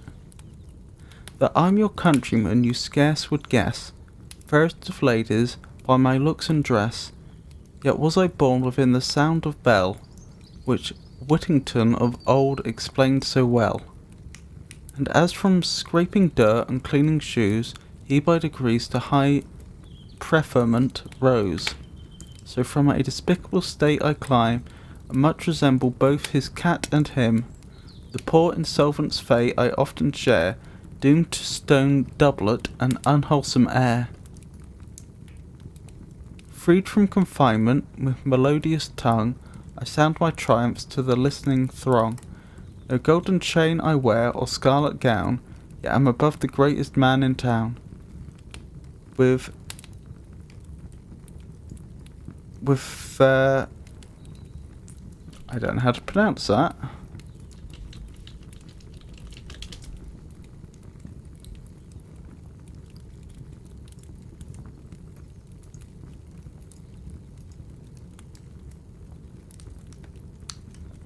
Ices? Vices? A Roman symbol of judicial authority consisting of a bundle of wooden sticks with an axe blade embedded in the centre, used also as a symbol of fascism. I have heard of these, I just don't remember how they're pronounced.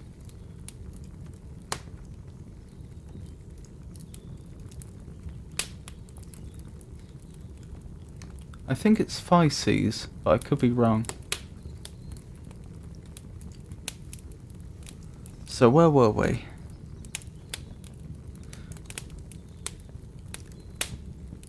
With Vices consort-like I pass the street, and have due distance paid by all I meet. In me the city's confidence and trust is, more than in all of the ministers of justice. And from worse foes I guard it, not to rally, than all those nightly swarms at Black Boy Alley. I don't know what that is. Ladies, I'm ready still at your commands, though you'll admit me not to kiss your hands. Yet where the lovely sleeping charmer lies, at morn I'm suffered to unclose her eyes. Jenny says, sounds like a cleaning tool?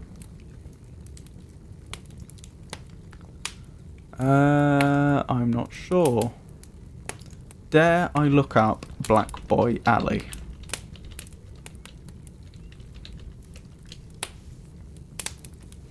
Unsurprisingly, I got no results. I don't know what that is.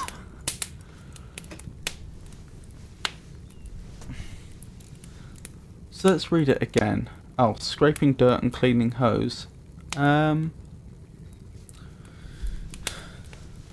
I think you mean cleaning shoes. That I'm your countryman you scarce would guess, fairest of ladies by my looks and dress. Yet was I born within the sound of bell, which Whittington of old explained so well. And as from scraping dirt and cleaning shoes, he by degrees to high preferment rose. Yes, that's the person that the subject of this riddle is being likened to, not the thing itself. As from a despicable state I climb, and much resemble both his cat and him. The poor insolvent's fate I often share, doomed to stone doublet and unwholesome air. Freed from confinement, with melodious tongue, I sound my triumphs to the listening throng. No golden chain I wear, or scarlet gown, yet am above the greatest man in town. With Vices consort-like I pass the street, and have due distance paid by all I meet.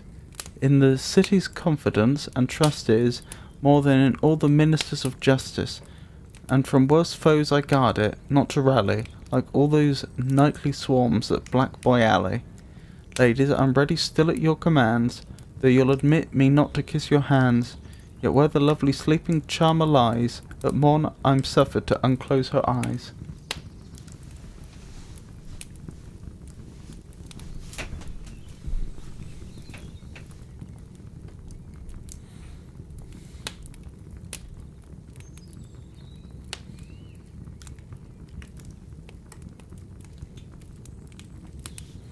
So it does sound like whatever this thing is, it makes a noise. Freed from confinement with melodious tongue, I sound my triumphs to the listening throng. I pass the street, something like a broom.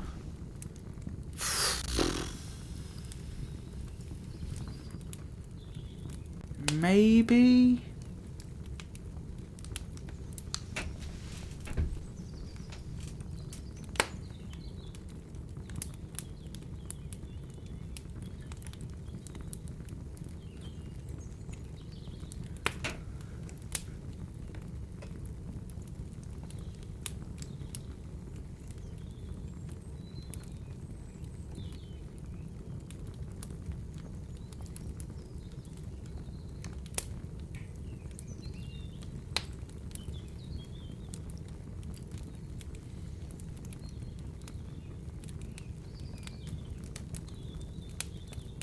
Yet where so, ladies, I'm ready still at your commands, though you'll admit me not to kiss your hands, so they wouldn't want to touch this thing. Yet where the lovely sleeping charmer lies, at morn I'm suffered to unclose her eyes, so it wakes people up. Where the lovely sleeping charmer lies. Is charmer being used as a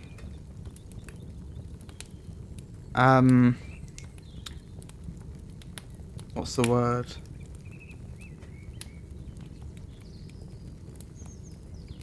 I can't think of the name. A sort of metonym for a woman, or is it more specific than that?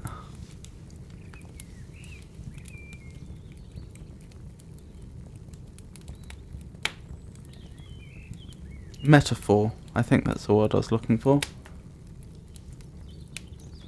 So from a despicable state I climb. So broom-like cleaning tool, which is high, that people need to climb to reach that? I doubt it.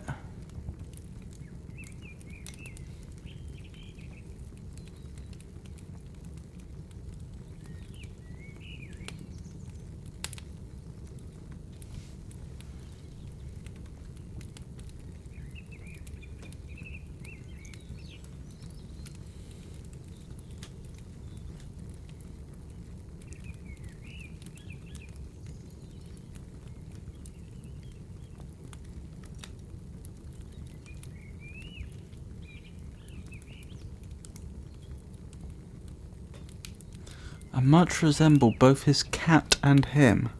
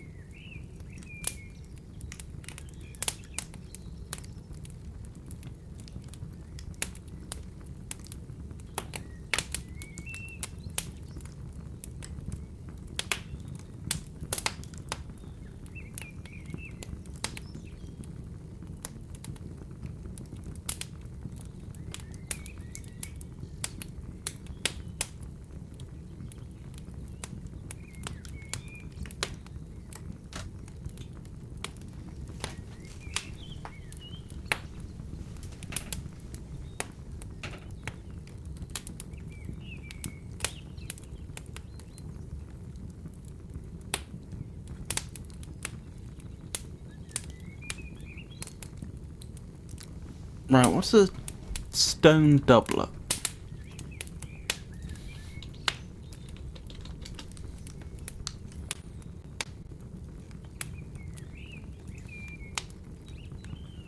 A pair of two similar or equal things.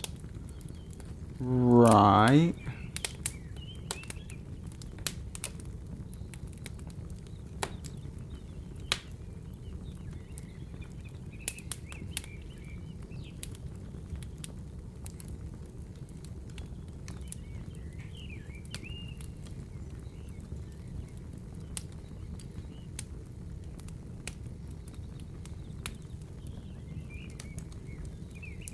A man's close-fitting jacket with or without sleeves worn by European men from the 1400s to the 1600s. That would fit with the time.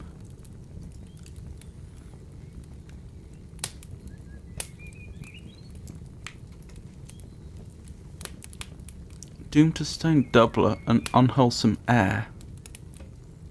I'm still not sure what they mean by a stone doublet. Unless it's a tool which is encased in stone to a degree. Freed from confinement with melodious tongue, I sound my triumphs to the listening throng. So, is it something that's stored in a stone case and then removed? If so, why stone? For a moment I was briefly contemplating the idea it could be an animal, like a fox or something, that howls, and there's a suggestion here that it's howling triumphantly, but I'm not convinced by that rereading about the stone doublet.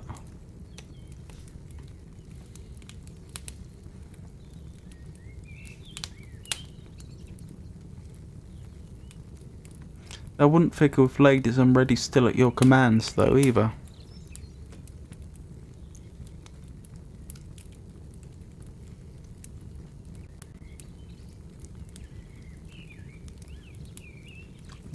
Okay, what might a woman specifically have use for which she would not want to touch with her hands?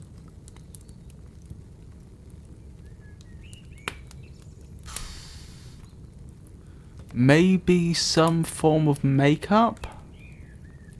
You might apply it instead with some other tool. You wouldn't want to get it over your hands? Yet where the lovely sleeping charmer lies, at morn I'm suffered to unclose her eyes. But why would that wake them up? That doesn't quite figure.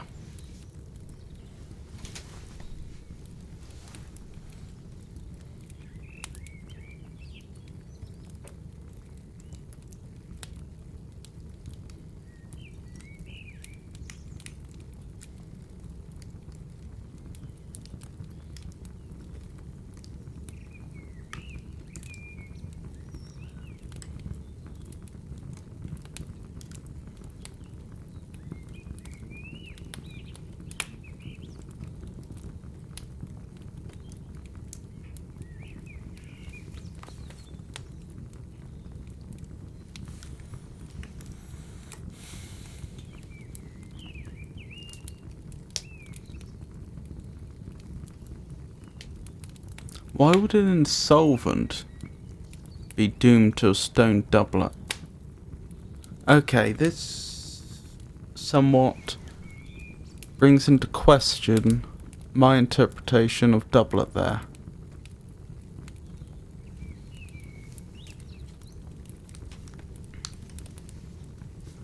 Jenny says, you mean the little brushes women use when doing their makeup? I was considering the possibility, but I don't think so. Let's see what my physical dictionary has to say about doublet.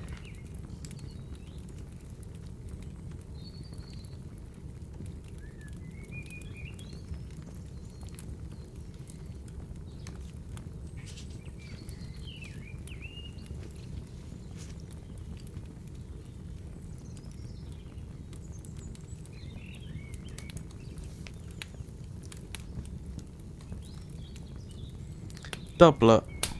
Historical, close-fitting body garment worn by men with or without sleeves and short skirts. Doublet and hose, masculine attire, also light attire without cloak. One of a pair, especially one of two words of the same derivation but different sense. Fashion and faction. Plural. Same number on two dice thrown at once. Oh, I didn't know that. Two birds killed with double barrel. Huh. Microscope, etc. Combination of two simple lenses. Yeah, not much help.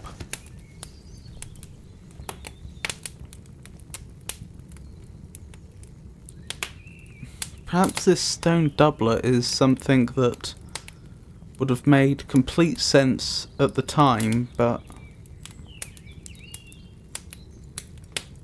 now is a very archaic reference. Like, I'm making this up, but supposing they used to have a stone pillar that they would put debtors in, and then like the two halves made up a doublet, for example. Anyone at the... I've made this up, I don't think this really was a thing, but my point is that if such a thing existed, then reference to a stone doublet in the context of debtors would instantly have caused people at the time to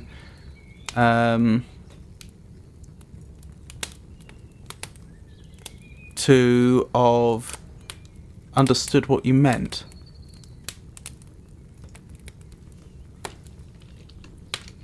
But nowadays, it just wouldn't make sense.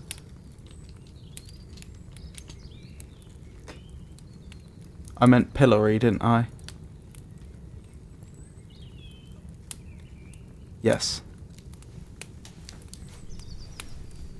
So if such a thing as a stone pillory existed, for example, then saying a stone doublet would make you think two halves of a stone contraption, debtors, okay, that would make sense at the time. I don't think that was a thing, I made it up, but what I'm getting at is there may have been a very... referring to a stone doublet perhaps was a very specific reference at the time that people would have got, which has since been lost.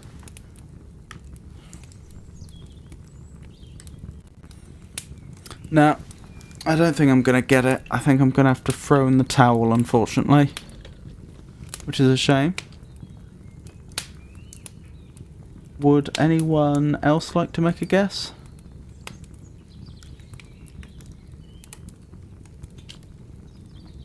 No. Before I look it up.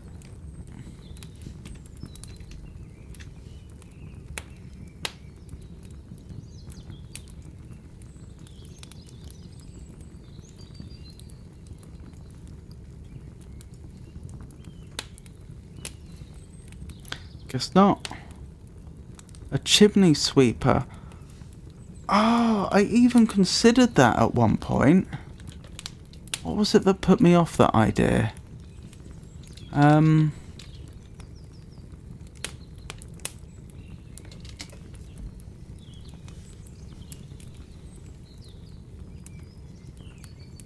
Fairest of ladies by looks and dress, that didn't figure.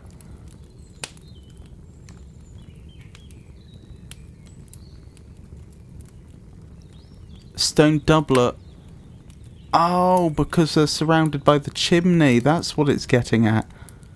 An unwholesome air.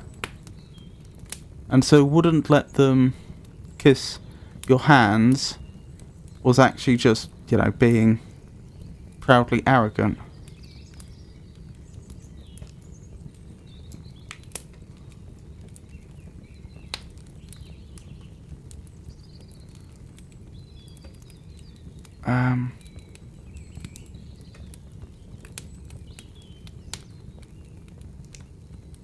I sell my tramps to the listening throng. That didn't really figure to me.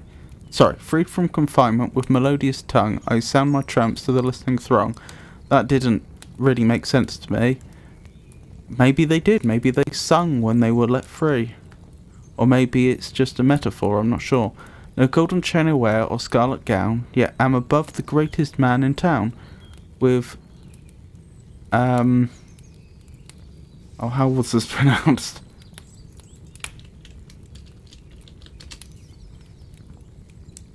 Five C's, I think. 5 C's.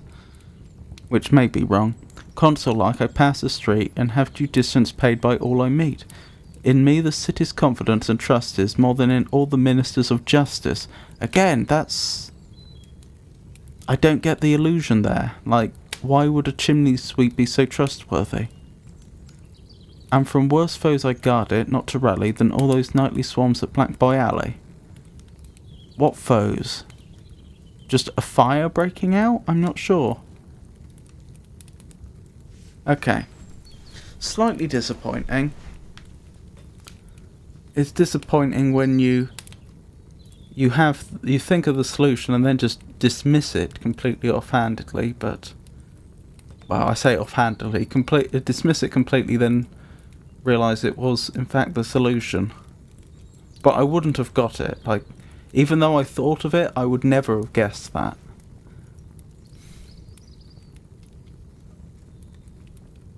Anyway.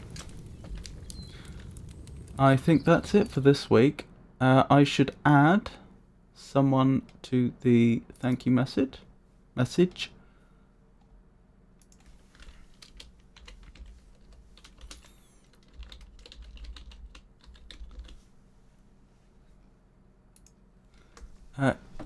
So thank you, Angela Maris, for the follow. I do appreciate it. And I hope you all have a... Oh, when I'm streaming next.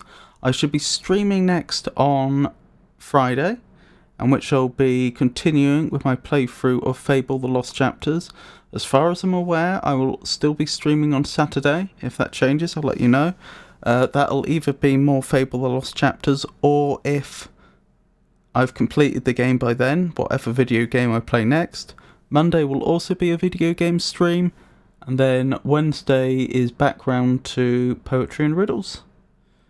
So, once again, thank you for coming. I hope you have a wonderful night, and good night.